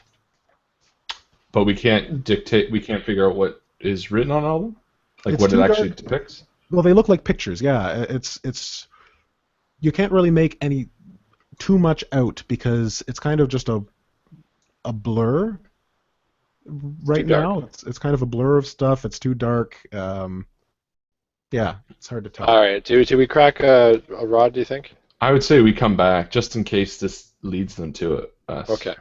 What do So you let's think? push on. Yeah. I mean, it's All right. definitely interesting, but I can't be pivotal at this second. So we'll do the same thing and we'll push on. Okay, so you keep moving forward, and this tunnel leads. Looks like it turns back towards the central tunnel, Perfect. which begins leading down. Basically, if you had gone straight instead of going left, You then would've- this is where you guys are. And so you turn left, knowing that that's probably where you would go, and this Go is right. when you begin to hear sounds as you make your way down the middle path. Okay. And it sounds like someone is talking, like hello, hello. Okay. And I'll kind of signal these guys. Now, where we're standing before, is there any way they can hide? Like, can I bring someone back here? Yep, you could Okay. definitely. So then- You could hide in the doorway of one of the tunnels leading in a different room. and I turn to them, then I say, "Do you guys want to set this up as the ambush point?" And I'll lead them Let's back. try here. it. Let's see what happens. Sounds great. Okay. So I get the blaster rifle and I walk down to him. Okay. You've got the blaster helmet on. I have it all my stormtrooper stuff, Okay. and I Now, made sure there was no obvious blood. To be fair, there is a large blaster shot in his left temple, where Oh. on the helmet. So approach him with the right side. Hey! I was just gonna do what Luke did, and where he's just like, there's no, my comms are out. Oh yeah. Oh yeah, that's where the comms would be. That makes sense. Yeah. Okay, so you make your way down, and things become more illuminated, and you enter into a room that is. There are still mushrooms on the wall, and some of them are bigger than others, and it's a large open area. It looks like this might be where the Ebonites would do maybe speeches or like a auditorium. And down on the stage where the speaking would happen, you see the Ebonites all huddled together, all of their arms crossed across themselves, standing perfectly still. And you see one single stormtrooper with his blaster out and just kind of loosely holding it in his left hand, and on his comm, like he's this now, Yeah. and he's like, "Hello, come in." One stormtrooper's got all the Ebonites. So that's what I'm thinking. The Ebonites are working with them. You're under the impression that they're. No, I don't think so. They just might be easily impressed. I Peric, think, where are you? Come on. and then I'll wait. What would he do? Oh, he's got his back to you. Oh, Throw a rock. yeah, okay, yeah. I was gonna say we should just walk up and shoot him. You definitely could. Yeah. No, I don't want to risk it, and I think stormtroopers are tough, and we have a good plan. So I'll just kind of pick up a thing, and throw it by his foot. All right, and he looks down, and he startled. He turns around. His And I'll blaster just- pointed right at you. I'll quickly tap it, and I'll say my comms are out. I'll go like this, and I'll run out of the room. Okay, so you do that, and you don't look back to see whether he follows. No. But sure enough, you hear the rattling sound of stormtrooper armor, and you hear muttering saying, "What the hell is up with this guy? Come on!" And as I run, I'm gonna run right up to Tal, who's hidden behind a rock, and I'm gonna grab the heavy blaster, and I'm gonna keep moving. Okay, so you continue up the slope. And Yeah, he's like, and- why are you running so fast, Peric? Come on, slow down. I can't leave them all here, but without any And I'll supervision. And I'll stop. I'll start slowing down and wait until he gets to where these two are, and I'll wait for them to make the first move. So he steps into vision, and he turns back. He says, "Come on, man! You know I can't leave. Look at all these guys. I mean, they're probably not going to go anywhere, but Lancaster's going to be royally PO'd if I leave my post." I look over at Crichton and I kind of like give him a nod, to not kill him in the face this time. Not kill. Don't kill him here. So I change it to stun and I crack him in the head as best I can. Boom. Okay, so I'm going to give you it's 2 difficulty or average difficulty. I'm going to give you 2 boost points or 2 boost die. Yeah. And yeah, we're just going to call it at that. All right. 2, 3. Do whatever I don't need a force point at melee this. Nah. All right, here we go. Whoa. So lots of advantages. Okay. Can I just like intimidate him till he cowers? Yes. Yeah, you can definitely do that. I'll let you do that. Right, come so out. you swing at him, and he ducks just in time as the force pike flows over him. But you don't relent, and you bring your force pike up as if you're to swing again. And he dropped his blaster in the shock of it. He says, "Whoa, whoa, whoa, whoa, whoa! Who the hell? Whoa, whoa! Please, please! Whoa, whoa!" And he's just being really, really loud. And then he stops. He catches himself, and he takes a breath, and says, "What did you do with Peric?" Tark, are you with us now? I'm still up. Well, I guess I didn't really do anything. Yeah, so I say the same So thing we'll do with you. Up and I shoot him in the kneecap. And I say, what we did with Peric is the same thing we're going to do to you. You don't answer us honestly. And It's he gotten cries dark. out. It's become dark. He cries out in pain. Yeah, it did get dark. Oh my Yeah, goodness. I'm gonna shoot it. No, for sure, shoot him in the kneecap. Yeah, for sure. Tark, we don't need to kill him. And I take him off. I say, "Yo, we definitely do. We're not taking prisoners here. This is a rebellion, guys." I'm on There's no board. peace. There's no peaceful POWs in a rebellion. Believe me, he wouldn't have saved us. And I say, "Ask him your questions," and then I kind of just go sit down while I take off the helmet. If you shot him in the knee with that blaster, you'd take off his whole leg. Oh, yeah. Flies down just like Fallout. That happens. But I yeah. haven't played Fallout yet. I'm craving it. Okay, so he's cried out in pain, and you can hear him seething, and he says, "You say you're with the rebels?" Well, only recently. What are you doing with the Ebonites? I ain't telling you nothing. All right. I crack him in the other knee with my force pike. He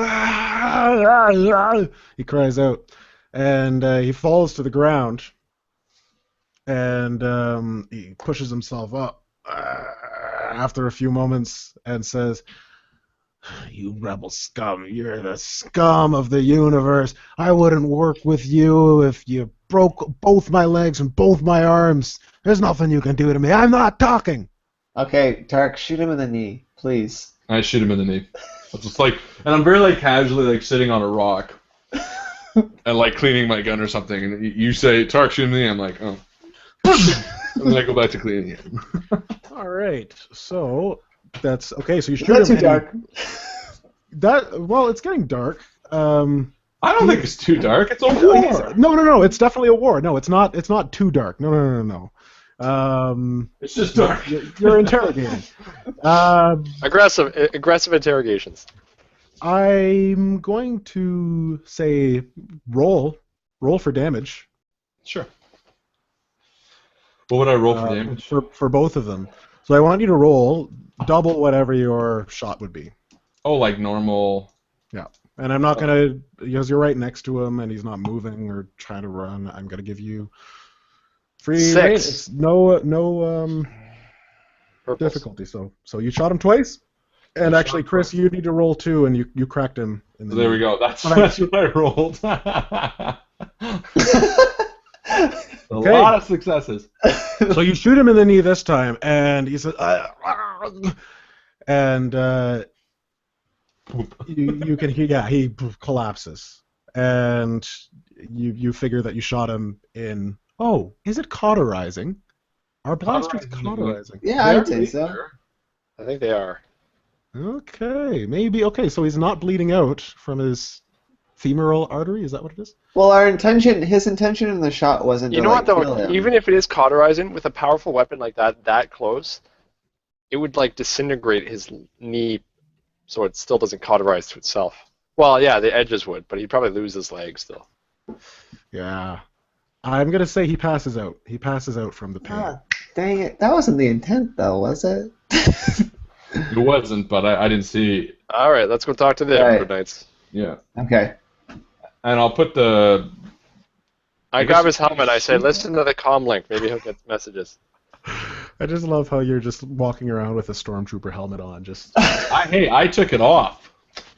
you took yours off. No, I know. But I'm just picturing Creighton with his regular clothes. I don't have it on. I'm just listening to it. But now we got Like two a suits. big headphone. All right.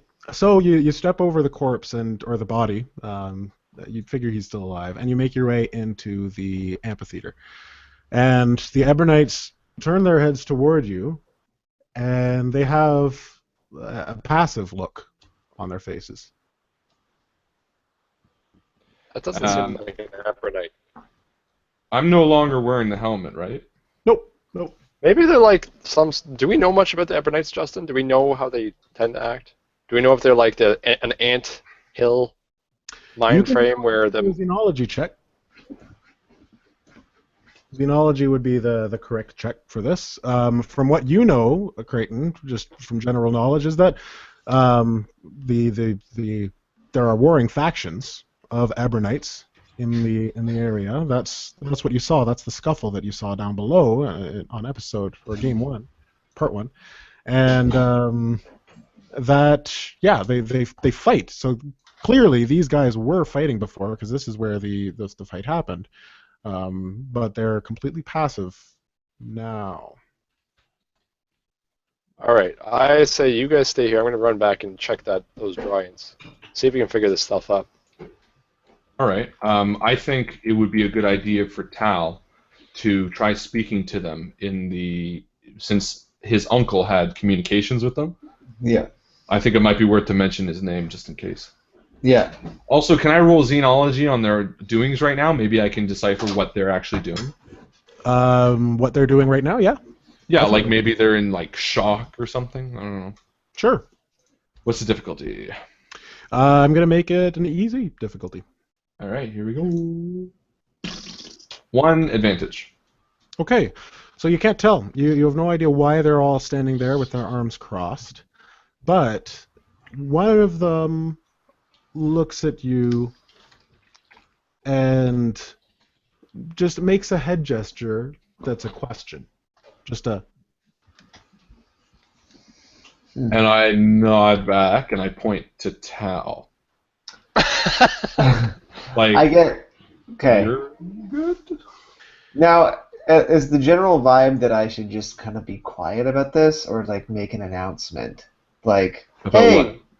like, who are you guys?" Or "I come in peace," or something. I would say, Tal, don't treat them any differently than any other intelligent species. I think you should just speak to them as if you were speaking to humans. Inform them that their communications with your uncle have ceased because your uncle has passed away, and hopefully that will garner some favor, and hopefully we can question them.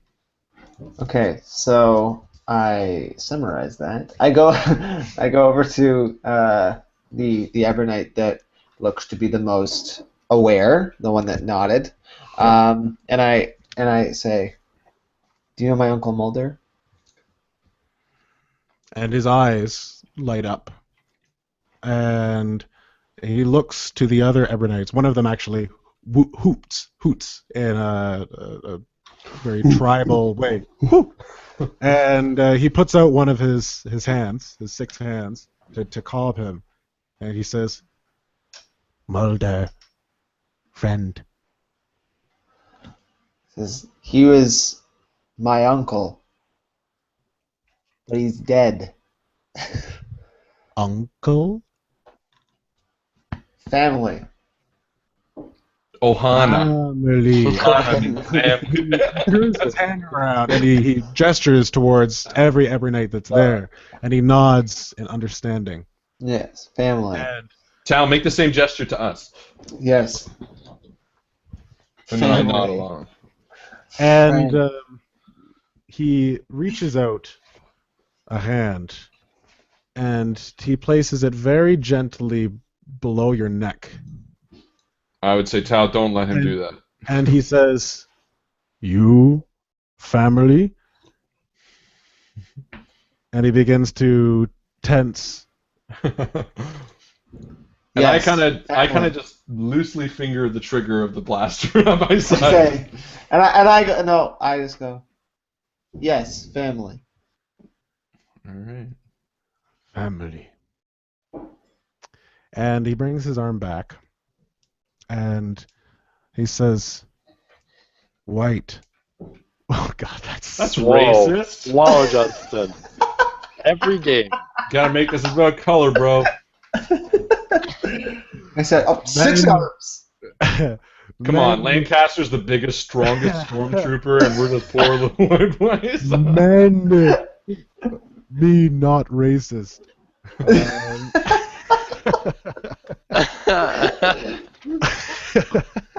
He says, "Men in white." Basically, he says the men in white.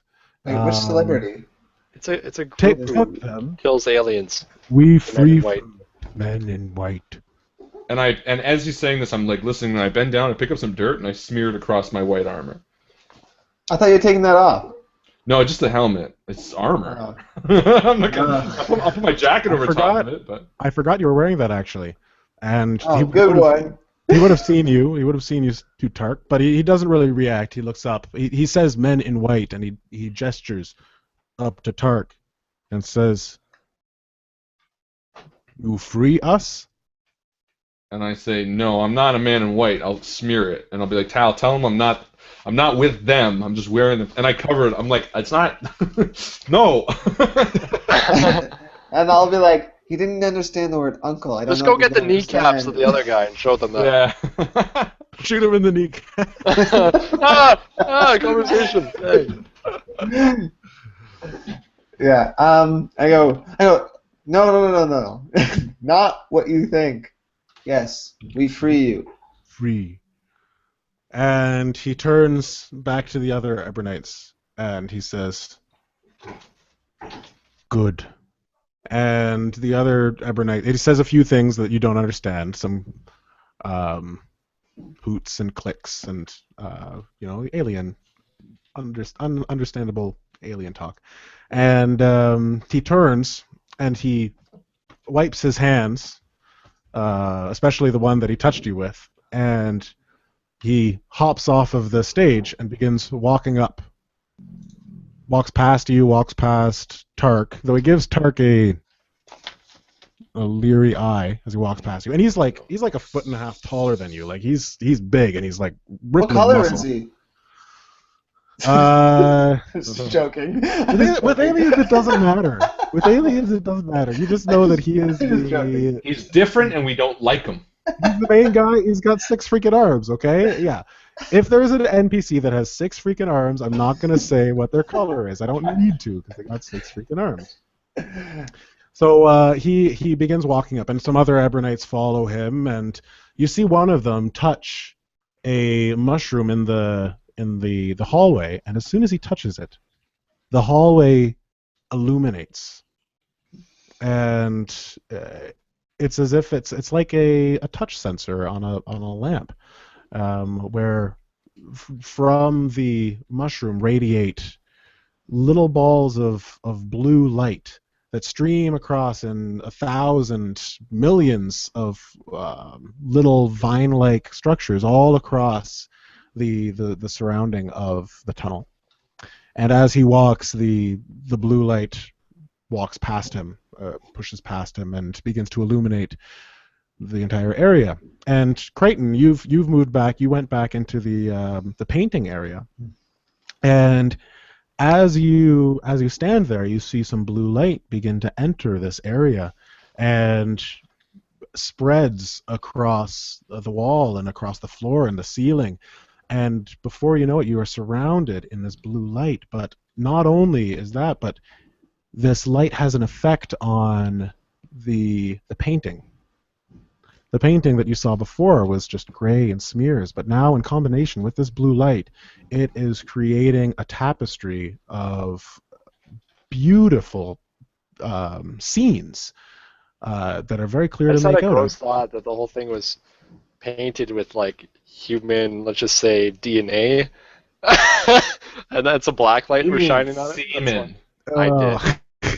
That's why we can see with this black light. Oh, Thank you for improving my beautiful description. Sorry, Justin. You know what I was thinking, like Avatar, because like Avatar is. Yeah, that's better. Let's leave it at that. Perfect reference. Perfect reference. Don't think CSI, think Avatar. Okay.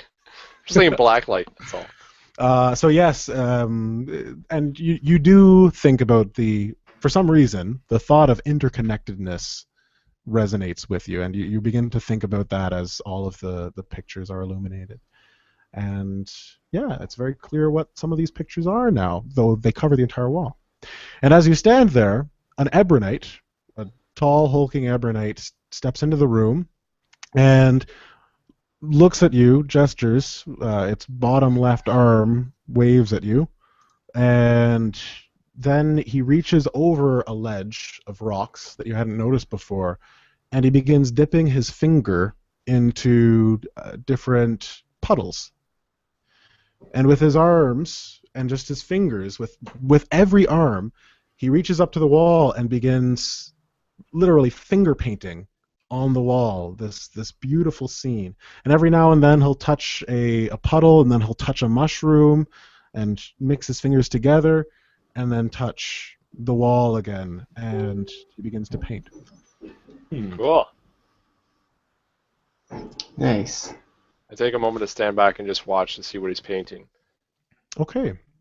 So as you watch, you see that he's painting obviously Ebonites first, and then he moves on and he paints the sun in the middle of the sky, and then he moves on and he paints figures in white that you can only assume are stormtroopers, and in a weird way that you can't explain. It's not completely literal, everything that he paints. You get the sense that just in this small, meter by meter area that he's painting in, you get a sense for the entire story of what happened today. And what happened today? And what is that sense? The fact that we freed him, and the fact that we... Yeah. Well, it starts off with the shuttle arriving, and you get a sense that of Evich Genton and how he's stepped off the shuttle, and this large stormtrooper and all the other ones, and then you get a sense of extreme confinement with the colors that he uses. They're very restricting. And I look around and I try to find a painting that has some sort of combat along the walls. And if I can find one, I kind of gesture to it and I say, why didn't you do this today? And point back to the other one. So you do find one. You find one about not too far back, maybe about 3 or 4 meters away, 3 or 4 stories away, even though it's all a collage. You do find a combat with other Ebonites. And by looking at the tale, you might be able to surmise what's happening in the picture, or you might be able to ask. But as if he knows that you're going to ask the question, he turns to you and says, "Enemy." And then he turns back to the painting that he's painting and taps on one of the white, the white suits. "Visitor." And he continues painting. Okay, so then I walk in back to where Creighton and Tal were. You're Creighton. You're crying, baby. I know, but my spirit was with Tal and... Good cover. Sweet. Okay, so you head back over there. And yeah, meanwhile, Tark and Tal, what have you guys been doing this entire time? I kind of sat down and cleaned my rifle. This isn't my fight. This isn't mine. I care about xenology, but this doesn't seem like something I would have a say in. It's more Tal's domain. Was there anything of the source in any of the drawings? Well, if you want to go back and look, you can. Oh, sorry, I said an idea. No, you know what I'll do in the meantime? I'm gonna go stabilize the knocked out guy because I'm a fucking doctor. As Tark is about to walk by, I say, "Do you still have that book, the drawings of the source?" And I say, yeah. Can I borrow it? Am I translating it? Yeah, I give it to him. And I flip to the page with the image, and I go back to the historian. Oh, the image is right. Artist. Okay, so you go back to him. I go, "Were they here for this?" And I point to the white guys. I say, "For this?" And he turns back and he looks at it and he nods, and then he looks up at you and you see him squint and lean in, and he takes a hand and he places it on the side of your head, and you can see he's very curious. We traded it for beads. And he says, "We've met before." He speaks to me. He speaks to you, yeah. And it's also strange to you guys that that this one in particular speaks English, or speaks whatever language you guys speak on Ebra. Common. I don't think that's basic. That's thank you. Elvish. So Dwarven. Deep speech. I say that can't be possible. No. We've met. And he walks down the tapestry, and he's kind of tracing it with one of his fingers, just idly. And he reaches a spot that, based on the events that happened today and the picture of where you guys were before, where you guys saw the fight, he goes back further. You figure that it's about 3 or 4 months, maybe, if this is in days, before this moment. And he points to a figure, and he says, "Same essence. Coral." No, my name is Carl. I don't want to insult him, so I say, I nod politely, and I go back to the picture and I say, well, I look at the picture then, the picture that he pointed to. Do I get anything about this person? Am I an Ebonite that he's pointing to?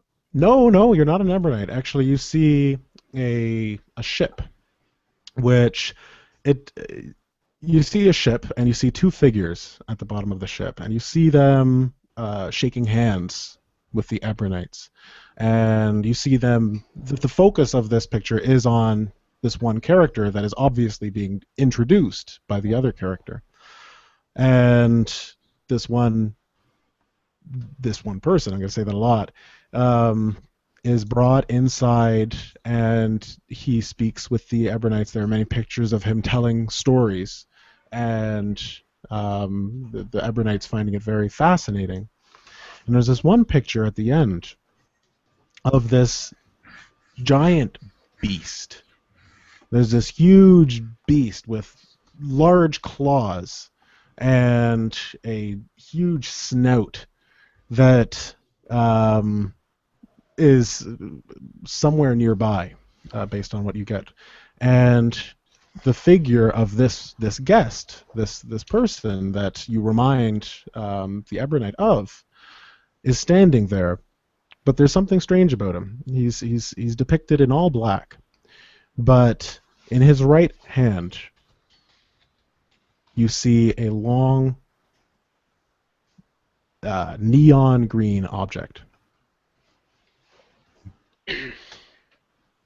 So a few things. Do I think that the beast created the tunnels? Yes. You get that impression that this beast Is is capable of making these tunnels. exactly. And did the person defeat the beast? Yes, he did.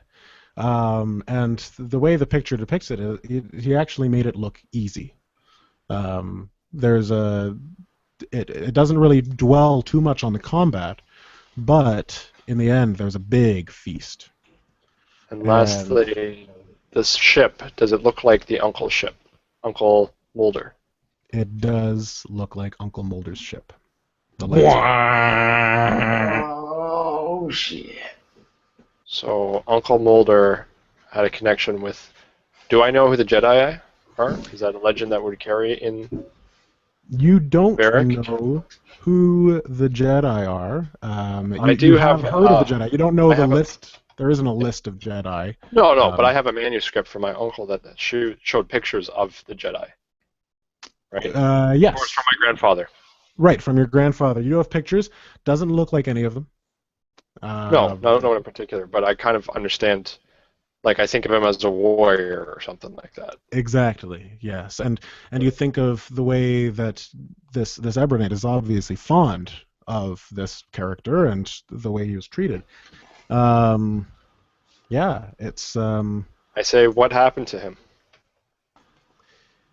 And he says, he left.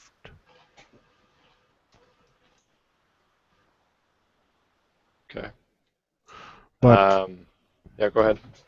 but this one still here, and he points to the figure who you take as Mulder. And I look down, and then I solemnly point to him. I said, he is no longer with us. The men in the white have killed him. I'm And wearing you see That guy! you see a flicker of sadness cross his face, and he nods. And I go back to the men in white. The men in white, not visitors. Men in white are enemies. And because of everything he's been through, he nods. And he continues painting, and he reaches what you think is close to the end, and he puts a smear across one of the stormtroopers to make it, you figure, to make it clear that they are enemies, as a sign to everyone. Okay. We'll go somewhere else. Yeah, I want to jump to Tal. Tal, what are you up to right now? Well, I guess because I've talked to that one guy a decent amount, would I have, I don't know, would I have, sorry, my volume's kind of weird. Would I have been approached by more people? Sorry, because you did what, sorry? Like, because I had approached someone before already and told them I was related to Mulder, would I have been approached by more of them, like asking questions, or would... A few of them actually made some interesting looks, and actually, a couple of them, maybe some of the younger ones, are actually sitting around you. And you see a few of them smiling, and they're playing games and trying to get you to look, and it's all very cute.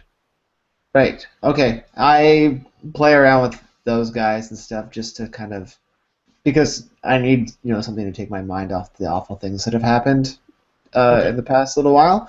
And I guess there's probably helping and solidify relationships with the new people. Okay. Yeah, the new Ebonites that I'm meeting. Perfect. So you're solidifying a relationship. You can see some of the adults come over and they sit with you. None of them speak to you. None of them speak like the one that went down the hall. But they do play with you and they do interact. And through body language, you can get a sense of what they're doing and what they're trying to communicate. Yeah. And Tark, you decided to go and try to wake up the... I'm going to stabilize him so he's not dying or bleeding out or anything like that. I don't want to wake him up. I just want to make sure he's healthy. Okay, fair enough. After blowing off his legs! So You remove his armor and you take a look at him, and his legs are quite severely damaged. It doesn't look like he's going to be using them unless he gets some cybernetic implants. Fine by me. I'm gonna take his clean helmet too. Get rid of this one. But communicator works in this one too. So you're so you managed to stabilize him, no problem. He's still unconscious. It doesn't look like he's going to be coming to at anytime soon, but he is. I want to hit him with the stim pack too. Make sure he stays up. I'm gonna heal him. You want him to wake up? No, I just want to heal him. So when he wakes up, he's like, "Oh, hey, I'm totally gonna live." Fair enough. So you use a stim pack on him, and make sure you take off one of your stim packs. I didn't even know I had one. I was just guessing. Yeah. Can I roll for it instead? Can I just not roll for it? I want to roll for it. I got my roll set up. Yeah, you can roll. No, yeah, don't even worry about it. You managed to stabilize him with all the time that you guys have. But I want to roll. But I had to go roll. Roll then. I'm going to make it a hard difficulty. No, I'll make it easy, and I'll give you no boost. No boost! I didn't really need it. 1 disadvantage and 2 successes. Okay, so you managed to heal him, and you tourniquet his legs, and you make it all better, and he wakes up. Oh.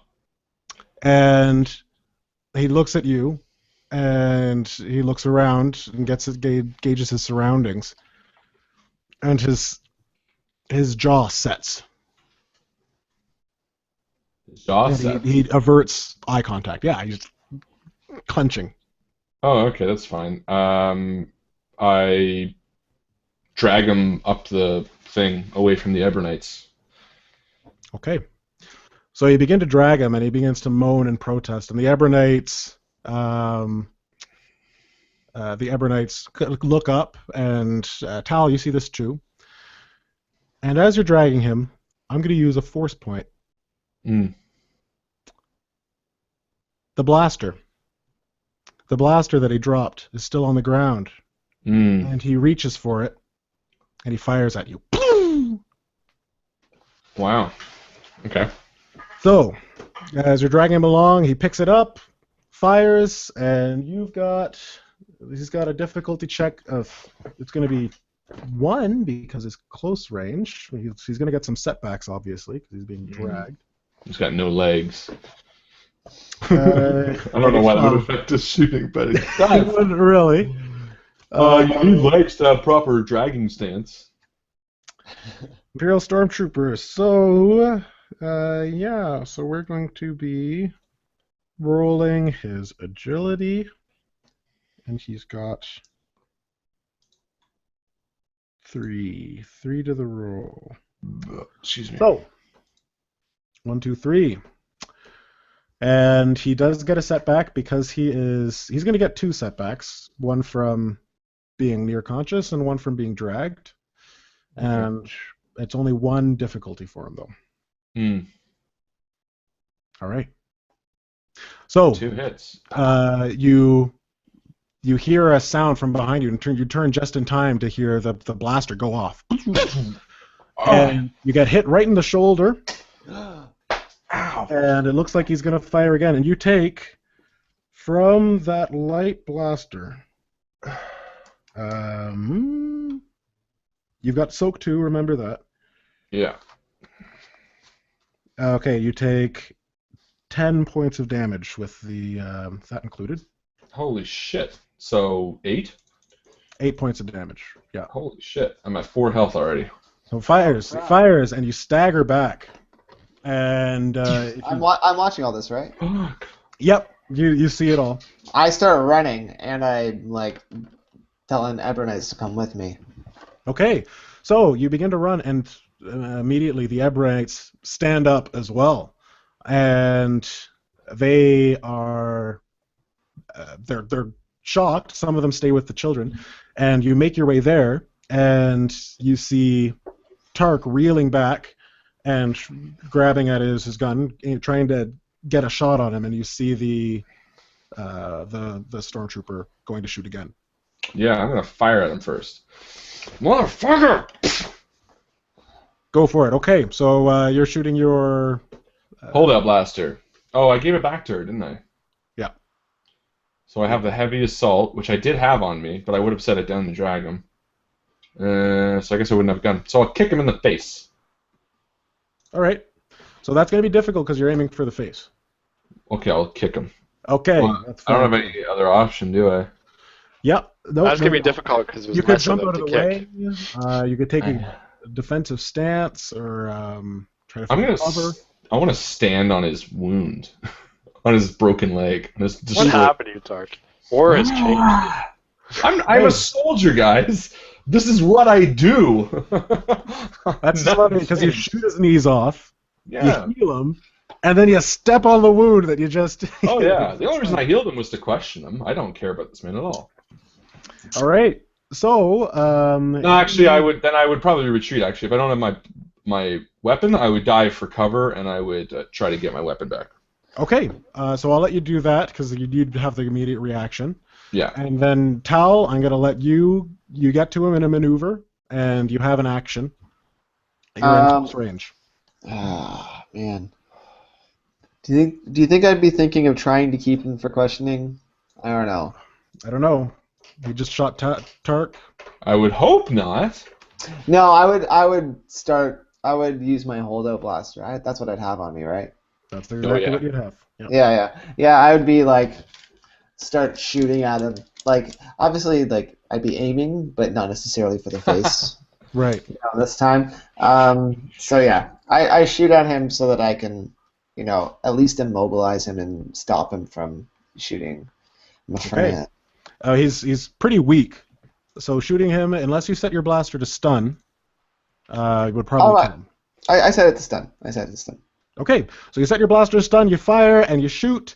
It is going to be because you're close range, it's only going to be one difficulty, but I'm going to add a setback because he's prone. And that's I really should be upping the difficulty, but because he's not moving, then I don't think that would be. And he's focused on something else, I right? feel like prone should be like an advantage because there's like Prone is an advantage. Prone is an advantage to melee, and not an advantage to ranged. Fair enough. I mean, I guess at this angle it'd be easy, but no, I'm just going to say a setback instead of upping the difficulty. Sounds and good. Whatever your boost die or your abilities are. So 2 yellow, 1 green, 1 purple, and what's the setback again? The black one. Black one. The black one, okay. And boost, nothing? What was it? I will give you a boost because he's distracted. Okay, all right. Okay. Nice. All right. So, how much does your holdout blaster do? Oh, good times. I believe it was it like... Well, he stunned him though, didn't he? Does that same amount of damage? Yeah. Yep, it does the same amount of damage, but it does it to strain instead of wounds. Oh, 5. Shit. 5. 5 damage? Okay. Yeah. So, he's... the bolt connects, and you see him shudder, and he collapses to the ground. Okay. Unconscious again. And I stand up, and I grab the blaster, and I throw it away, and I say, "Thanks, Tal." Sorry, no problem. I would have killed him, but I think we need to help these people, and I think we need the information about wherever they took that their leader or whatever. No, it was my mistake. It was stupid. I should have checked him for the gun. It was my bad. As Crichton comes running in, we're fine. It was my fault. I fucked up. Creighton, yep. Okay, listen. That being said, we need to get you. We need to get you healed up. I mean, I'm fine. I'll roll it on myself. I'm good. I got no. this. There's got to be something. Spitting on it, rubbing dirt in it. No. Fine.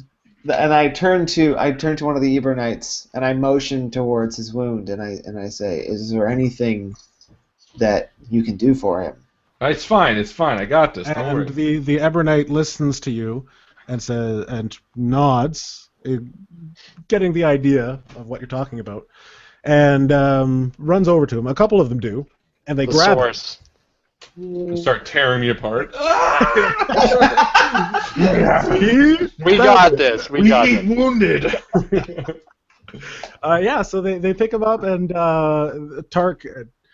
It's very difficult for Tark really to do anything about it because they, with all of their arms, just 2 of them. That's 12 hands on him. He doesn't really have any maneuvering room. And they pick him up and they bring him up the path and to the left, opposite of where the room would have been, the special painting They're room. carrying me somewhere? They're carrying you somewhere, yeah. And I'm like, they're carrying me, and I'm like, Tal, I was chief medical doctor at the hospital for 2 years. I'm fine. It's like, I don't know, man. I think they got... Stop self-diagnosing. I'm just rolling my eyes. I'm like, oh, God. You need to seek external help. Okay, so yeah, that happens, and Tark, they lead you into another blue illuminated room, and they set you down on the table, and one of them holds you down, and you I guess, do you struggle? Do you just let it happen? I would be like, can you guys... I'm not 100% comfortable with this. I trust them, but at the same time, I really don't like being held down. They're not listening to you. No, these guys. Oh, Not those these guys, yeah. Oh, I didn't the even go Ebonites in the are just room doing with their you. thing. If it helps, I'm also holding you down. I totally trust these people at this point. Well, I turn to Tal, and I'm like, you don't have to hold me down. I can keep myself... Tal's And then- holding him down. I'm pretty sure we need to hold you down. So one of them disappears, Tark. And And I'm like, I'm a trained soldier. I can lay still, for fuck's sake.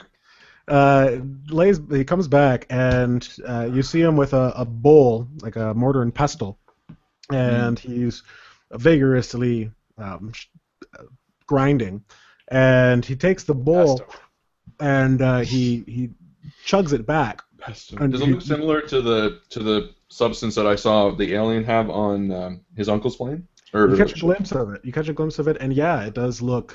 Okay. It looks like partly that, but it looks like something's been mixed into it. They've got a powder in there too, and he puts it in his mouth and spits it into his hand and slaps it onto your shoulder. And I don't even flinch. Pain shoots through your shoulder. Stupid Ebonite. And I still don't even flinch. Well, I don't know. We got to find out. I'll roll cool. Do a cool roll. Yay! I'm gonna fail it. It's going to be a daunting task. That's going to be 5 difficulty dice. No, It's not. it's going to be. We'll make it an average task. So two purples. Okay. And whatever your cool is, and we'll give you a Bonus because Tal is holding you down. If he wasn't, you wouldn't get it. and I don't even break eye contact with the guy doing it to me either. I'm We're like, so yeah. uncomfortable. He Unless just like it's- slaps it down. I'm like, And you see the other one who's not applying it look up quickly at the guy and look down at you, and then nod respectfully. I don't even. But he hasn't even rolled yet. How do we know he doesn't break eye contact? Oh, he rolled. He rolled. Disgracefully. I don't Oh, know. sorry, I missed that. Yeah. I'm an Are you idiot. kidding? You know how many patients I've slapped over the years? I know both ends of this. I'm fine. And you don't even feel resistance from my arms. I'm just like, do whatever you gotta do. Okay, so you're feeling a lot better. You're feeling a lot better, and you push yourself up, and I'm gonna give you. I'm a masochist, that's why. You rolled a 2 on your cool. It doesn't have anything to do with that. Two I'm gonna give you successes. what a stim pack gives you. What does a stim pack give you? That is a good question, guys. Dialogue.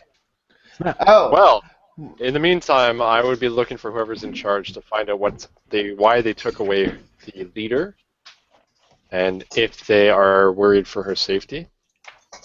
and I'll be like, I thought it was her, wasn't it? The The matriarchal Yeah, it's society? It Yeah. is a matriarchal society. and I'll be like, How whoa, progressive. Tark, how you feeling? Sorry about that, man. Had to hold you down there. And I say, Tal, this is great. There's no issue, but I 1,000% could have done this myself because I am a doctor and have lots of healing supplies. But you know what? It made them feel special. So I'm okay with helping them. I highly doubt that. I think there is something special to what they put on you. Also, Really? Because it's not even healing me more than a stim. that's well, yeah, that's what I was going to ask. If you, You must be a little impressed by their primitive ability to heal. I would be if I haven't seen it already on the ship, Yeah, though. No, you'd be skeptical that their primitive thing would work, and then now that it's working as well as the stim pack, you'd have to go back and be like, all right, yeah, good, it worked, good for you, way to go. Did the thing on the ship not do the same thing though? Like it healed me, didn't it? Well, it's not even an Ebonite though.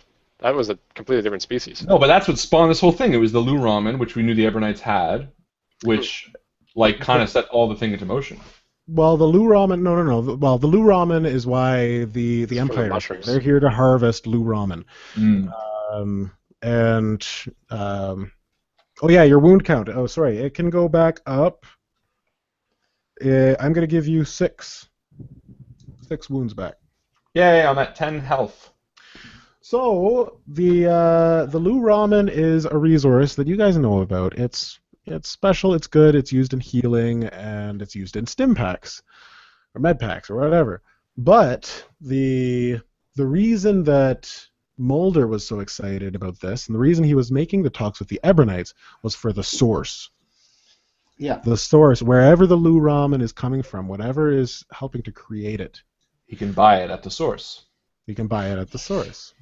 And yep, and no refunds, but So let's And do there's some one guy they've got a dinosaurs. they've got a great warranty policy. So Where did you guys get this stuff? and they look at you confused. And I show them the source, the picture of it. I say, we need to find this before the men in white come and take it, as they've taken your queen, or whatever you call her. These are intelligent people. Can we just teach them the word stormtrooper? Because Men in White sounds very ominous and scarier than they really are. Here come the men in white. Yeah. The KKK. No, it'd be more like, oh, that's racist. I won't. I've done enough. Racist! Done enough already. Ding diddle ding ding. Here come the man in white. Oh, So, whatever. K was white. K? Men in black. Forget it. Don't Oh, that's true. Yeah. That's Oh, true. right, yeah. So you hear a voice at the entrance, and he says, "The Lou Ramen is. That's what they were here for. But I have my suspicions they were here for more." What? This is what the Ebonite says in, like, perfect English?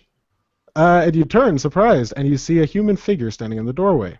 A tall, slender man with thick rimmed glasses that look like they've seen better days. And Tal recognizes him. Am I still being held down, by the way?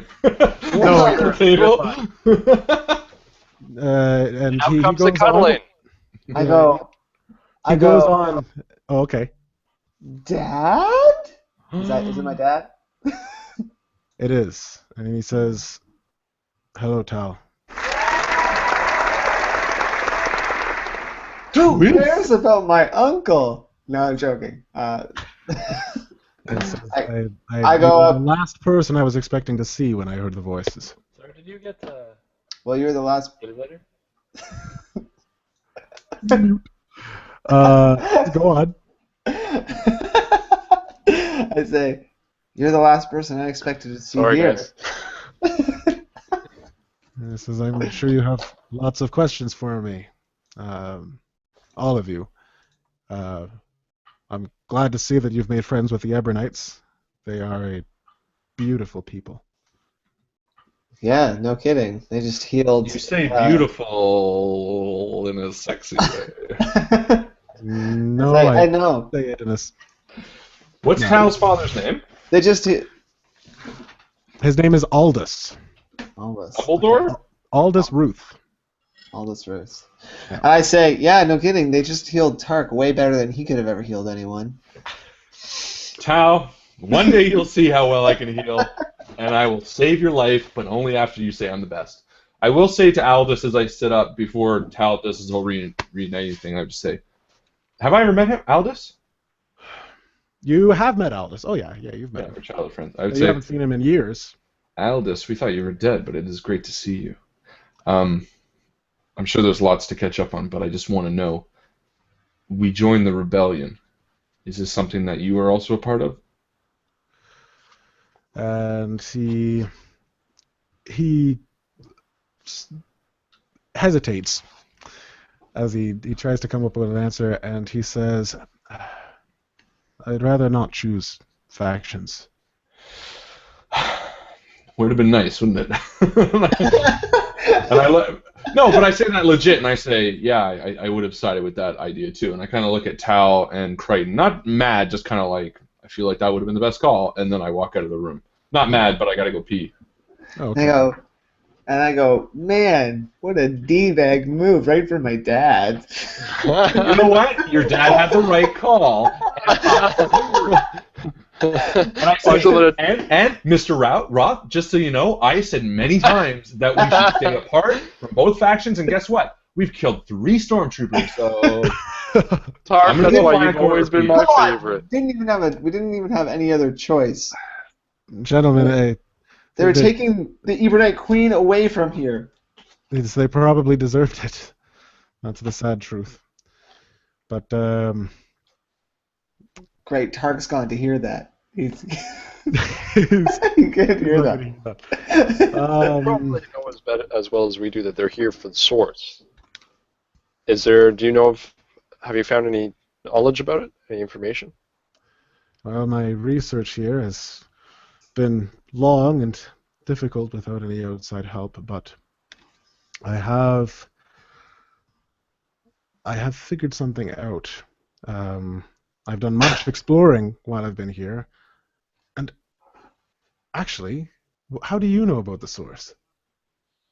Well, Uncle Mulder, he left us his notebooks. He told us all about, we read all about all of your adventures, at least some of them at least, and getting to know the Ebonites.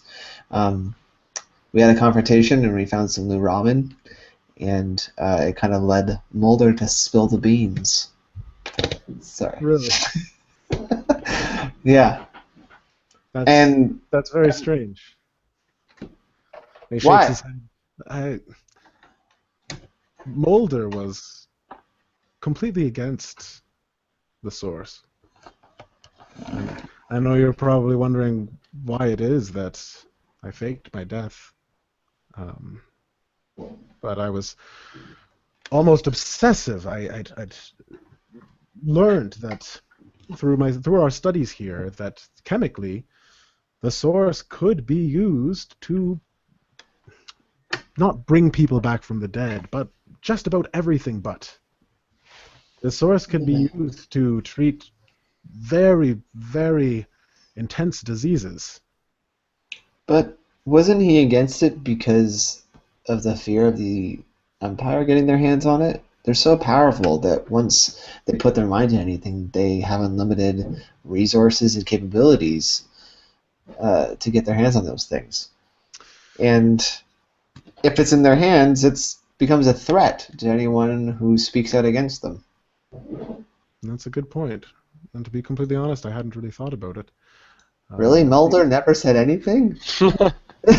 Must have thought of it afterwards. Oh, yeah. I do think that he recently got in line with all the rebels. Yeah. And he was very... this was all, things that he told us before he passed away. Where were you when all the stormtroopers were here? Down below. Down at my lab. That's where I do most of my research, obviously. Yeah, doesn't it kind of seem a little suspicious? Well, not if you were to see it. And Alright, I want to roll on him. I want to see what he's being legit. Roll skullduggery. Duggery. No, Dudley. Is that what you want me to roll, Justin? Yeah, skullduggery. Skullduggery. Advantageous fail. Oh, what did you roll against? 2 purple. Ah, perfect. So you can't really tell. It's kind of dark. The blue light isn't really revealing anything of facial twitches or anything. But You don't get the sense that he's lying. You get the sense that he's being legitimate. Where has your research brought you? Where do you think it's pointed to the source? As best as you can guess at this point. We need to find it before the Empire does. Well, I think I could try to explain it to you in person, but it might be easier if you come down to my labs and I can show you there. Please do. Yeah. And he gestures to Tal, and he goes out into the main area where Tark is. Tark has gone into the painted area, and Tark is, I guess, how would Tark react to all of the blue light in the painted room? Interested, I guess. That's the storyline. I guess I would deduce what they had seen as well, right? Yeah, you deduce the same thing. So, I mean, I'm not awestruck. It makes sense that they're recording the same way we write down anything. I'm kind of like, interesting. Is there anything that's not clear, xenology-wise? Is there anything that I could be able to decipher from it? Yeah, definitely. You can roll a xenology. Okay, so I might as well do that while I'm standing there.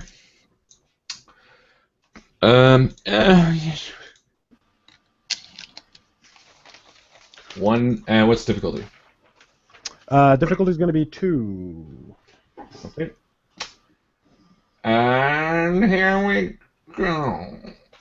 1 advantage. Okay, so as you stand there, you get this sense. You don't really see anything about, you don't really get any deep understandings about what this has happened. You basically get the idea that they look to the past as their religion, their experiences, and what they've learned through different trials that their tribe has faced. They use that as a religion. So that's the only thing you're really able to deduce. And as you're standing there... Okay. Yeah. As they are their own religion?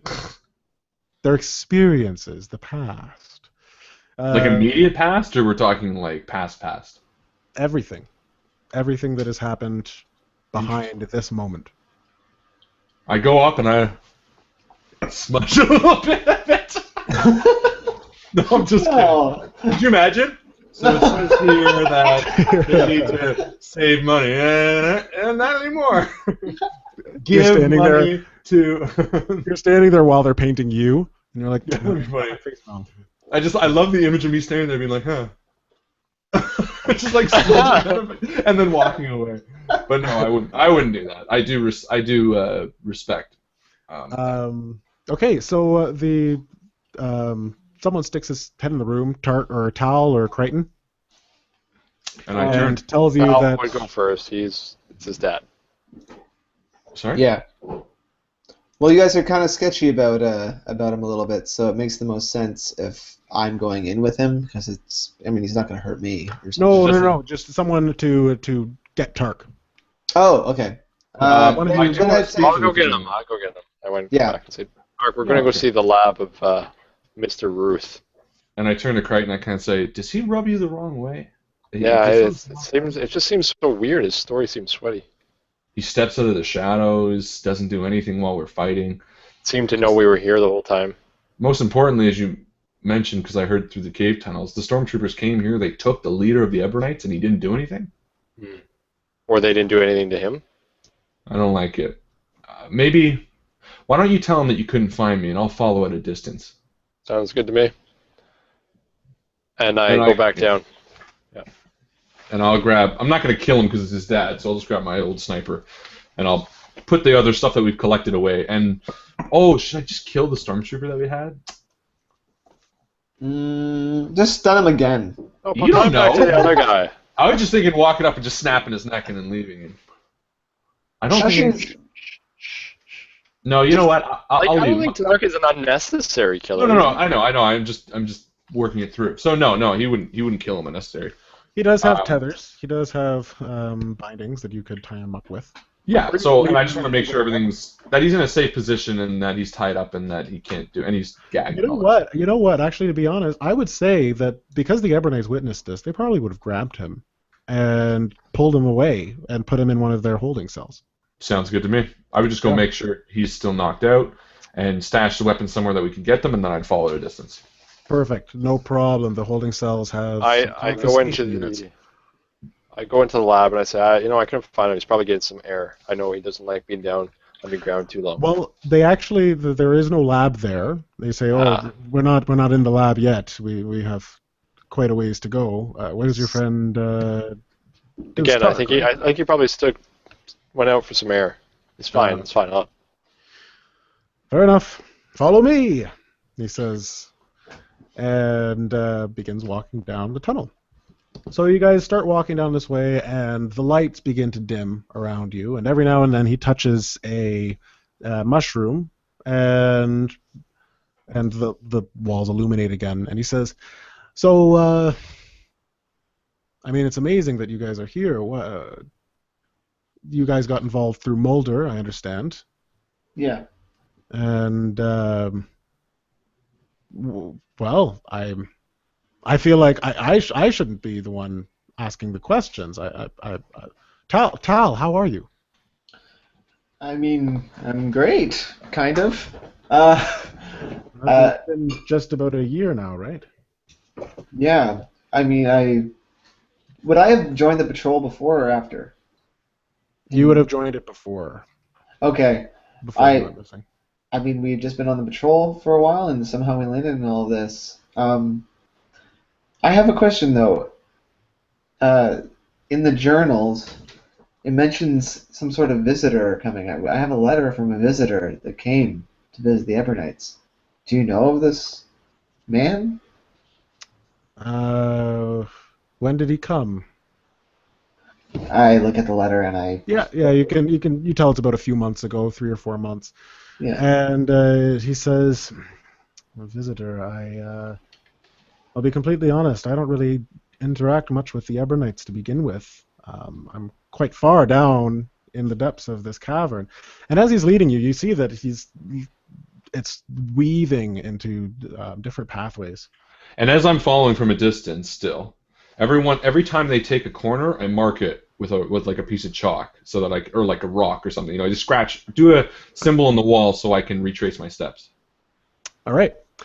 So he continues leading you guys down, and says, now it has been pretty. I've been living a very isolated life, as you can imagine. I'm quite far down here, and obviously, in order to make sure that Mulder didn't discover me, I had to be very discreet on where I located my base. And what do you mean? Mulder didn't discover you? Well, Mulder didn't know I was dead, Tal. Or that I was alive. He thought I was dead. But what harm would it have done if he knew you were alive? Well, it would have jeopardized my work. And he says, but more on that later. And he steps out around a bend, and you follow him, and immediately the tunnel is filled with light, purplish white and blue light. And as you make your way towards the source of it, you find yourself, it opens up into a huge, expansive grotto.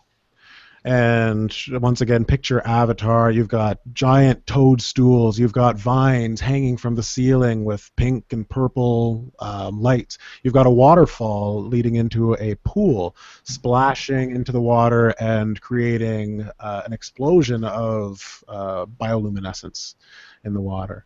And you can actually hear the sounds of wildlife. There's the bugs and large dragonflies fly by.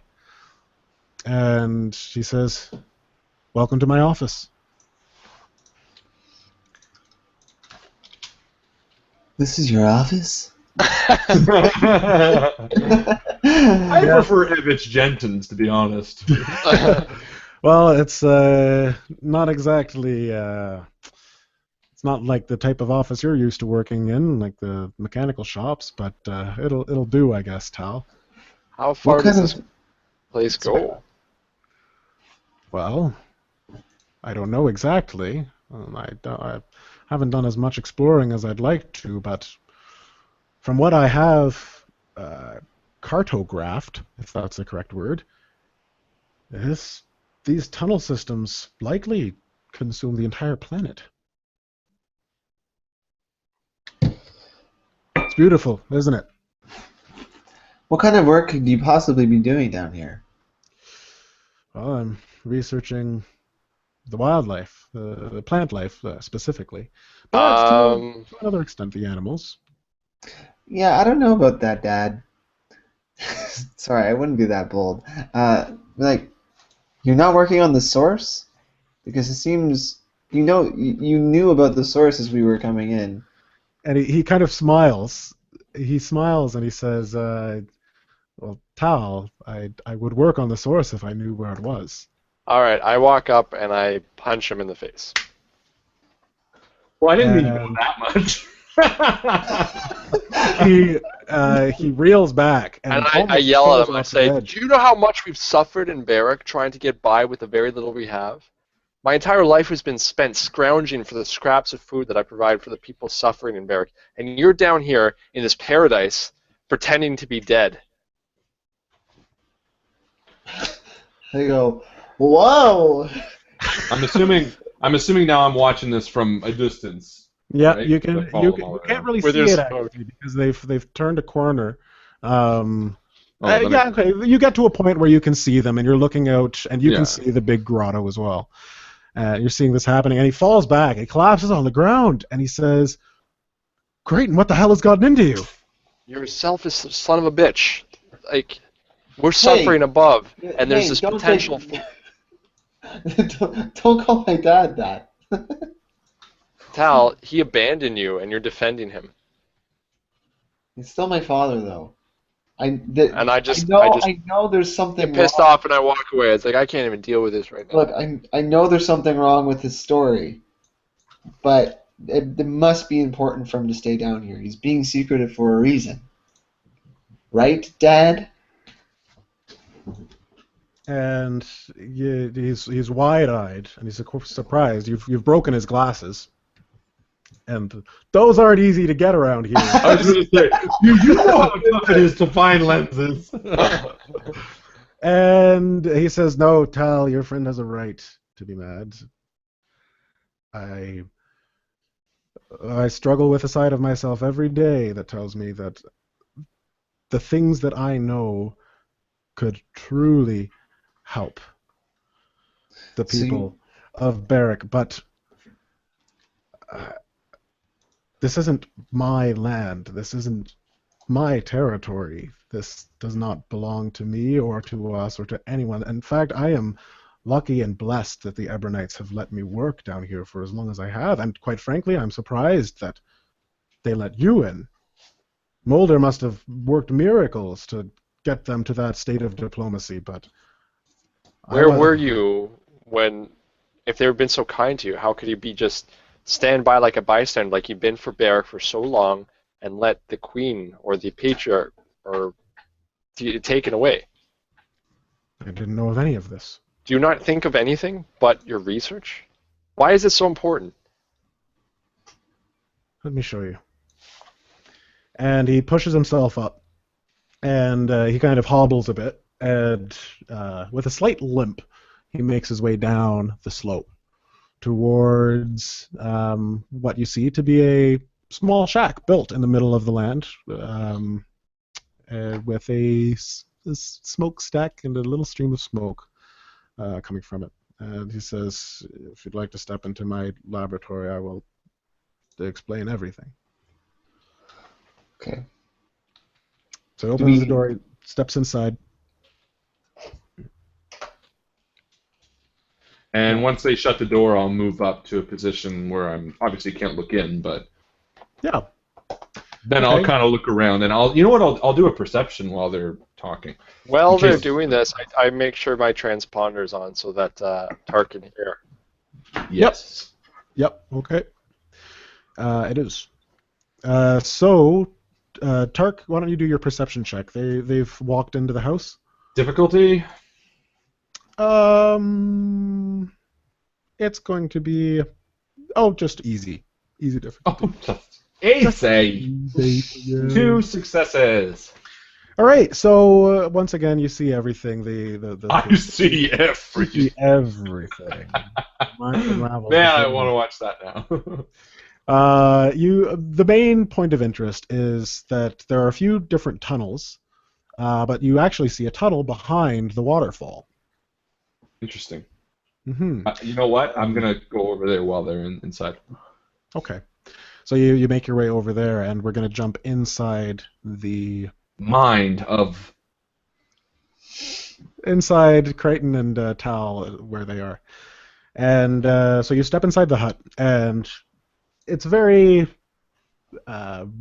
crude hut. It looks like it's been made of thatched with vines, mostly, and some harder, more durable objects that you don't really know what they are. It can't be wood. It doesn't look like wood. And he walks over to the stove, and he begins pouring some tea. And he says, "Would you guys care for a cup?" I say yes. Yeah. You're in for a treat. He hands one to you, Crichton. I take it, but I don't drink any. Fair enough. So he walks over to his desk, which you see prominently displayed, and he grabs something off of it. And he walks back to you and says, "This is why I do what I do." And he hands you a picture frame. And in the frame is a picture of your mother, Tal. Rude. Do you think that you can bring her back to life? Is that what this is about? She's not dead, Tal. Your mother is alive, but not well. And it is very difficult for me to tell you that it's my fault that she's in this condition that she's in. Where is she? What condition? She has a very rare disease that, while she was very supportive of my initial experiments into the source, she was very open to testing on herself. And I shouldn't have been so forward. I should have relaxed. And I should have been more vigilant. I should have told myself not to include her in this in any way, but I was so excited about my findings that I had to try it, and I was so sure that it would work. But after I injected her with a particular substance that I thought would help her with her fading vision, she became very sick. And she began to degrade by the day, and I couldn't let her die.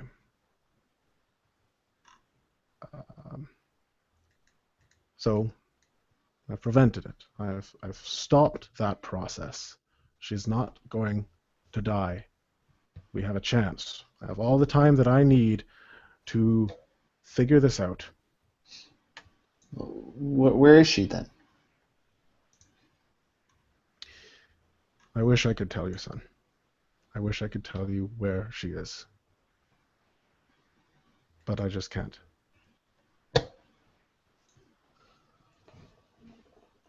But when she is brought back to life, I assure you that you will be among the first to see her.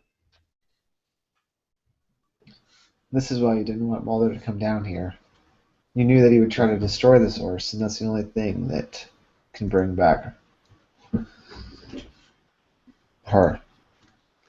Mulder, he wouldn't have destroyed it, but he would have stopped me. He knew I was becoming obsessive. And it's lucky that I've had all of this time to wait and to reflect on it. It could have gone either way. I could have gone insane, but I feel like I've become much more grounded in the process of being isolated for so long. So basically, just to reiterate, he's trying to get this source to heal Tal's mother. That's right. Yeah. Tal's mother would not be able to be healed by any conventional means. But we don't know what's wrong with her? Well, something about her sight and then sickness afterwards. Yeah. He hasn't gone into specifics. He gave you the layman's version. I would have heard all this. You would have heard it all on the columns. Yep. What about the waterfall? Anything there? Okay, so you make your way. You head back to the back of the waterfall, and you see a cave, and it's another wide, expansive cave, and or tunnel. And you step inside, and immediately a smell washes over you. A very sweet smell, like a flower that you only know of because of the botanist in Barrack. And it's very... That's botany, friend. It's very enticing, the smell. All right. I don't recognize it, though. You don't recognize it. It doesn't smell like anything you smelled before. Can I roll for recognition? It would be near impossible. You'd be rolling 5 purples to recognize what it is. Let's do it. Let's do it. All right. Versus what? Survival? I'm going to make it perception. No. Failure with 6 disadvantages, and he'll never smell again. Survival. No, I'm going to say survival. That's what I said. 5 there purple? You go. Then you were right. I was in my head. 5 purple and then survival. Let's do it. Not as bad as it could have been. Not as bad as it could have been. That's true. So you don't know what it is. You have no idea. Can I roll just a general perception going ahead? Yep. What's the difficulty? I'm going to say that it's actually easy difficulty. Perfect. Success advantage. Okay. So you see something. A very faint light in the darkness, a ways away. And I pull out my scope and look at it up close. Okay. So it looks like everything is dark inside, but it looks like this is just a floating... you don't know what it is, just a floating orb of light. Okay. I don't know what it is, it just looks like a floating orb of light. You can't tell what it is. No, it's like you're like looking through the scope at a very faint light. How far away is it roughly? It is long range. Long range. Like, okay. You can also kind of tell part of it is cut off. So you get the impression that the tunnel ends and then it opens up into a larger area. Okay. Then I guess I'll go to it because I guess time-wise they're still probably talking about it because that was a lot quicker, and basically I was just going behind it looking at it. Yeah, exactly. So time-wise, they're still talking about Tal's mother. So I'll head towards it. Okay, you head towards it, and you get to being very, very cautious. The minute I hear or smell anything out of whack, I'll stop. Okay, so the smell, the scent gets stronger as you make your way closer down the tunnel. You make your way to the end of it, and sure enough, you feel the surrounding area just open up. Okay. It just opens up. Though you can't see that much. The only thing that you can see is floating about 5 feet into the air is this white orb. And I don't recognize the orb or know anything about it. You don't recognize it? You don't know anything about it? No. Doesn't look like the source, the picture that I saw in the book. You'd have to get a little bit closer. It's starting to shine brighter as you get closer. Okay, well, so it's kind of hard to make out the contour of it. Okay, I'll crack a glow stick. Okay. And toss one into the darkness, I guess, to see what the shape of the room is. Okay. So you crack the glow stick, and it makes a sound, and which reverberates and echoes. Loudest glow stick. Well, no, it's very quiet. It's very quiet, but it's like a deafening silence that is being broken by just the slightest sound. Okay. And as you crack it, you can hear it reverberating, and do you toss it? Do you still toss it? Well, I'll hold it for a second. If I can't see anything, I'll toss it. Yeah. So you toss it, Okay. and you can almost hear it floating in the air, and you hear it connect on the ground, and a few things happen at the same time. First, always good. First, it hits the ground, and as it's flying through the air, you recognize that this area is there are just mounds of dirt. Mounds of dirt, and it lands and hits the ground with a thud. And instantly, the light bobs a bit and goes out. And within a split second, you begin to hear a thunderous thudding getting closer and closer to you.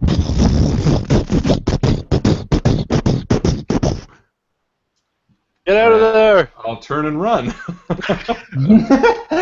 All right, so you're running down a long tunnel, and you're running uphill towards the exit. You're not exactly too sure how far this thing is from you, whatever it is that's getting closer and closer. So I'm going to make you do a athletics check. Okay. Or should I just touch the orb? Do it. You don't know where it is anymore. It was a distance away from you. It wasn't close. The orb bounced and then went out, and then you began hearing the thudding. Great. And here I go thinking, why would he be like 20 feet away from like a hole that had a horrible monster in it? But maybe the orb was keeping him there. the chances of it coming up and licking my face are very slim. Athletics, eh? All right, 2. I'm going to use a force point. Okay. Can I use more than one force point? No, just one, unfortunately. Okay. One in One each force point. round. And I have nothing to boost. Oh, you know what? Oh no, I threw the glow stick, didn't I? I was thinking like a T-Rex thing. Yeah, I guess I'll just run. Yeah. Okay. To like bang on the door. So what's the difficulty? I'm just wondering. I really like. Well, no. I love that's the idea of you doing that with the rod. I would easily crack another one and toss it if it gave me a bonus.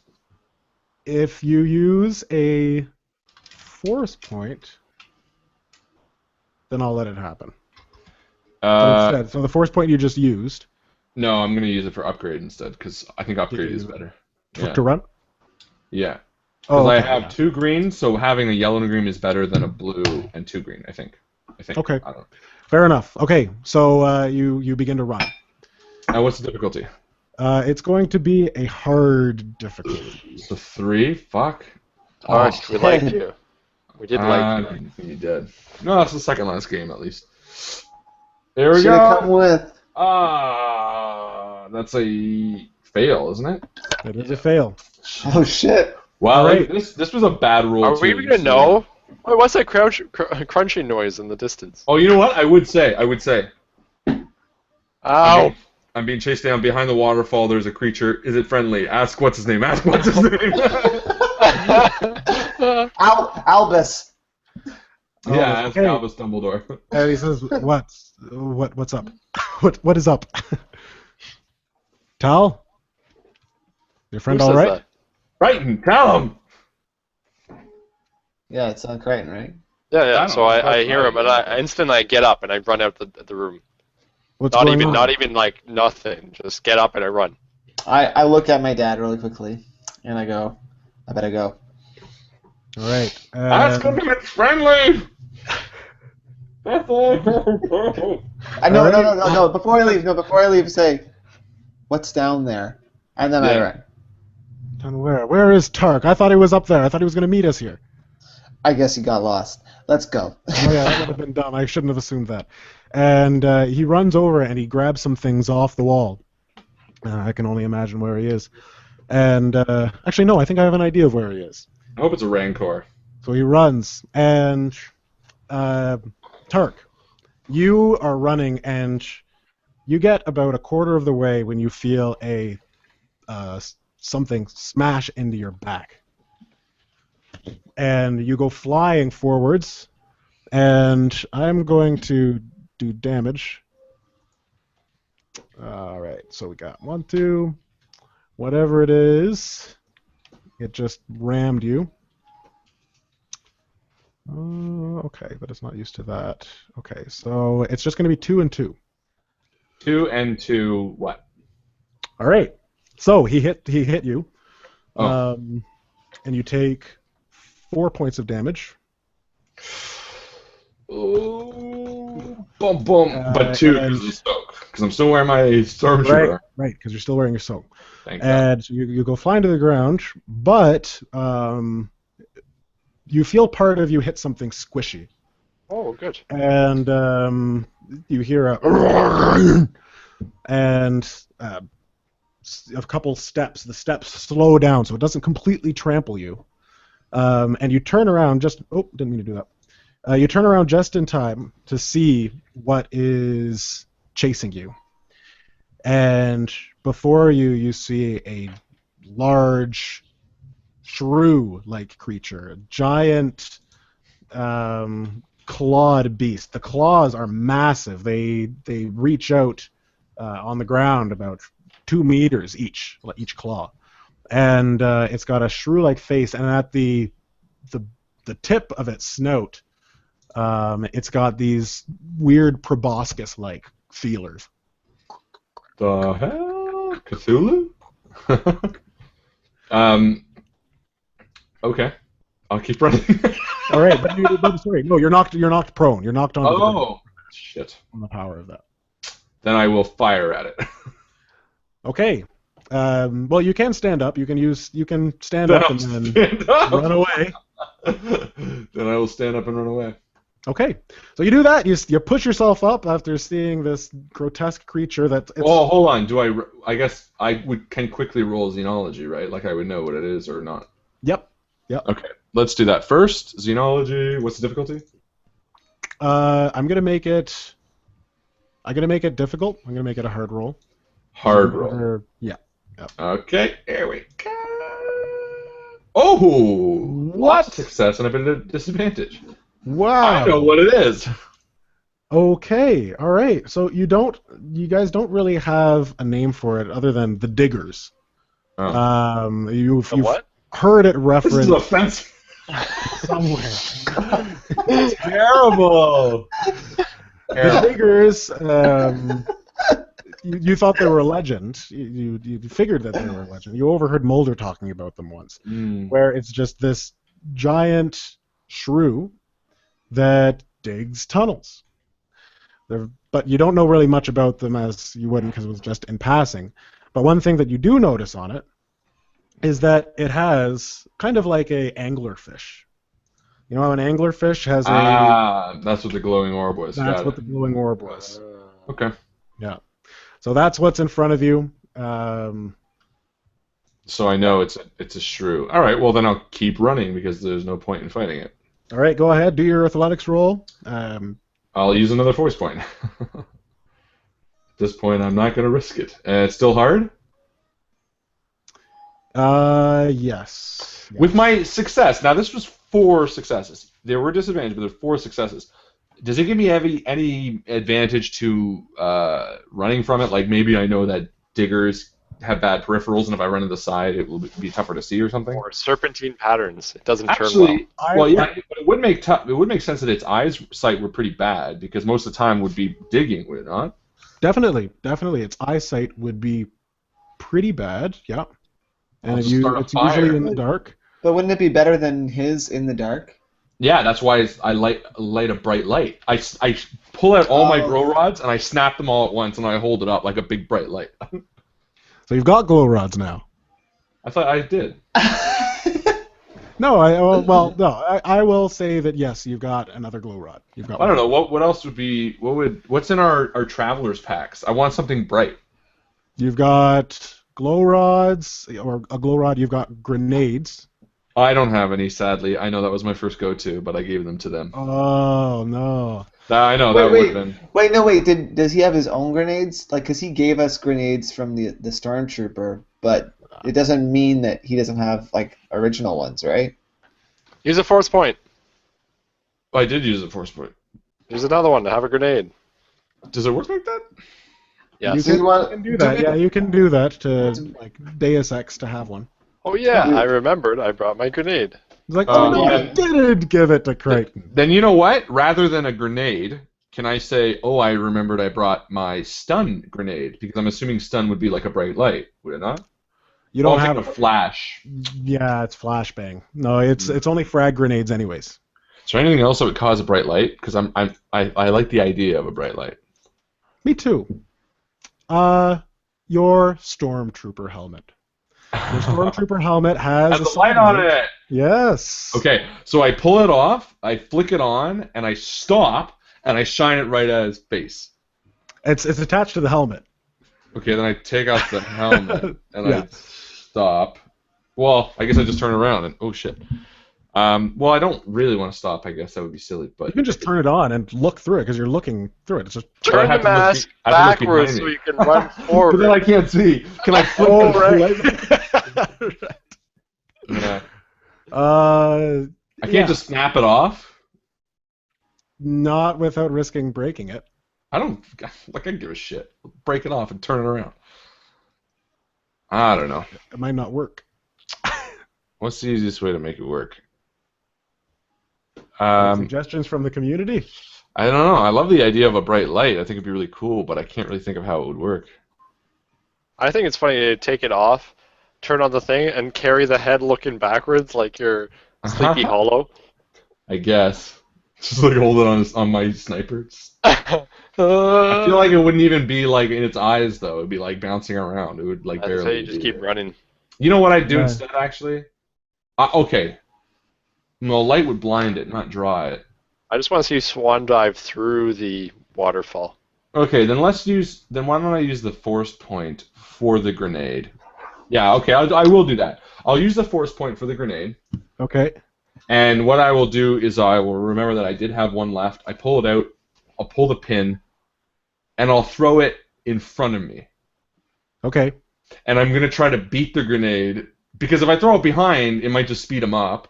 If I drop it where my feet, he'll be over it too fast. So I'm going to throw it in front of me so that I can run over it in hopes that it will blow up right under him. Okay, all right. So in a split second, as it's rubbing its face from the contact, you do all of this. You throw the grenade at the ground in front of you, and you jump over it, and you hear it beeping. Boop, boop. And you hear and some thudding, and explosion as you fly through the waterfall. Just as Crichton and Tal are getting there, they see Tark just zip out in front of them. And they hear the explosion. Die Hard style. What do you guys do when you hear the explosion and see Tark fly out? I just sit back. I stop running and go, oh, he's got it. He splashes into the water, sending bioluminescence everywhere. I go, I'm okay. I look back to see what my dad is. The hatch is filled with water. So what did you do, Tal? Sorry. I said I look back to see where my dad is to see if he's followed. He has followed, and he turns, looks down the waterfall, and he turns back to you guys and says, "Wow, well, he's lucky to have survived, but you might have closed down the tunnel." Hi, Mr. Roth. I like your place. As you tread the water. And just as this is happening, Crichton, You still got your you've got your miners comlink. Yep. It goes off. Common for children. It goes off and says, Crichton Agathon, do you read, Crichton? Copy. I quickly grab it. Yes, this is Crichton. This is the Invictus division from the Rebel Squadron. We've just touched down in the location that you asked for, but well, we don't see you anywhere. There's blood on the ground. There's a dead Imperial trooper. Was this your work? Yes. Good. How many more Imperial troops are there? We seem to clear the place out. Well, but there are some native species here that could be a little aggressive. Well, my commander has given me orders if I do make contact with you, I'm to tell you that the Empire, they're on their way. They know that we're here. They know that we, the Invictus Division, are here, and they're going to be sending reinforcements. So he's requested an audience with you. He wants to speak with you. Are you down below right now? I look at Tal and I look at everyone else and try to read their faces to see if they're okay with me saying yes. So we pretty much already joined the rebellion. Might as well make it official. I said, yeah, we're down below. All right. Well, you could start making your way up. There's some alien species that they haven't attacked us yet, but they don't seem terribly willing to let us in. So if you could make your way up right now, that'd be great. We're on our way. All right. So flash forward. You guys make your way up, and does my dad come with? Your dad. Do you want to convince him to come with, or do you want him to stay and research the source? I consult Tark and Crichton on this. I'd say, like, I kind of take them aside and say, should we bring him here with us? He has more information than we do. It's your call, Tao. To me, he seems more interested in his own affairs than anything else in this world going on, but it's your call. I agree, but it's time he owns up some of his responsibilities. I don't know. I don't know if I necessarily want to convince him. I want to ask him if he wants to come with us. Yeah. So I ask him. I mean, I know you said you don't want to take sides, but I think the Empire is doing some pretty terrible things, and I think you know that they are. Do you want to come with us?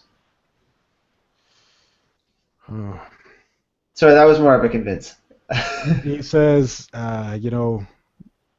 son, as much as I'd love to come up and speak to the rebels with you, I really can't take sides. I have one focus in life, and that is to find the source. So I'm going to keep doing that. I hope you'll respect that. I don't. Yeah, I understand. Just tell me, though, is there anything that you haven't told us? Please be honest.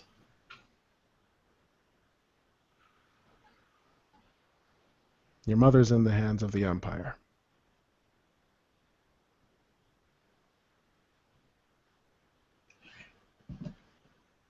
Okay. So we are going. And yet he doesn't want to take a side.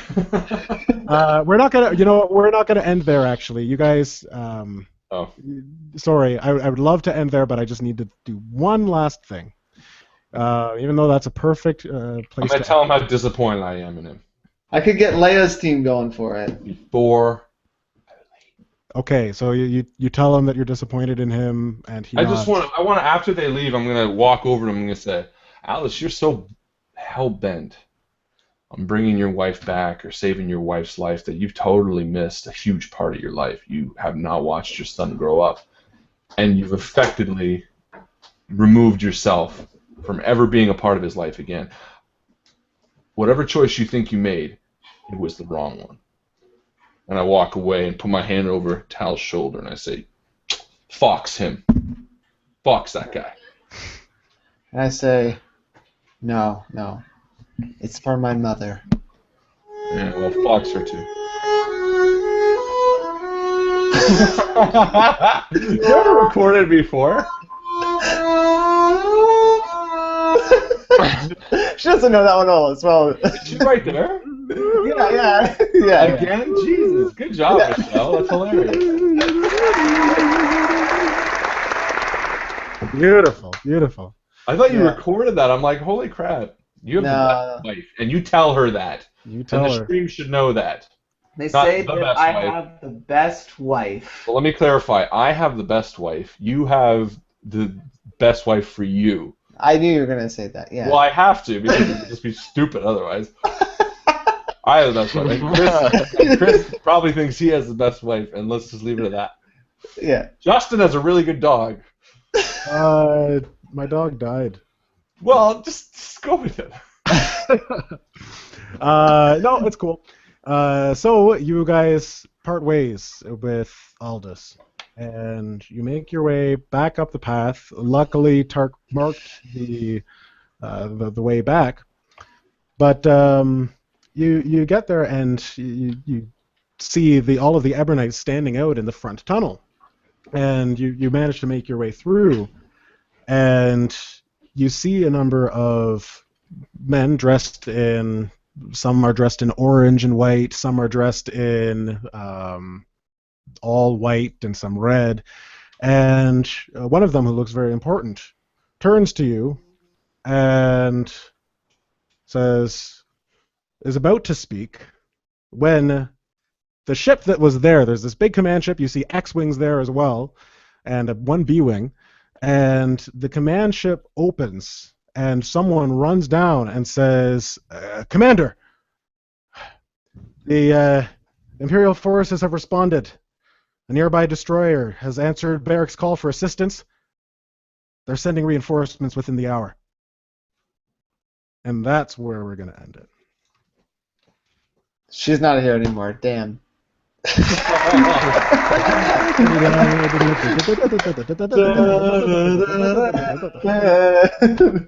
like Leia's theme. She did very good. Tell her she did very good. She can be the official theme player for all of our games. She just has to write one for Numenera. I'll get her in a little bit for more time. Like, she comes in usually halfway while we're doing Just this. lean in. Yeah.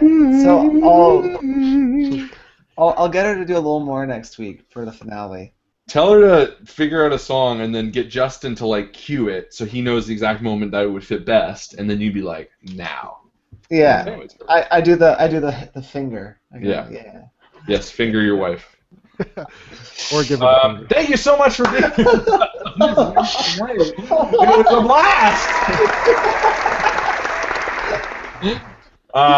It is always a pleasure to put on the show for you guys, so thank you so much for watching. I promised that at the end of the show I was going to give you guys a quick peek at what we're doing over the next few weeks before the new year. But before we can do that, I want to do a big thank you once more to our GM, Justin. Thank you. Who has done just a fantastic job with the Star Wars, making us care about the characters and involving you guys on such a fantastic level. I love seeing those vignettes, and us three, since we're now part of it, will be communicating in character throughout the week on the Facebook group as well. So make sure you guys get out there.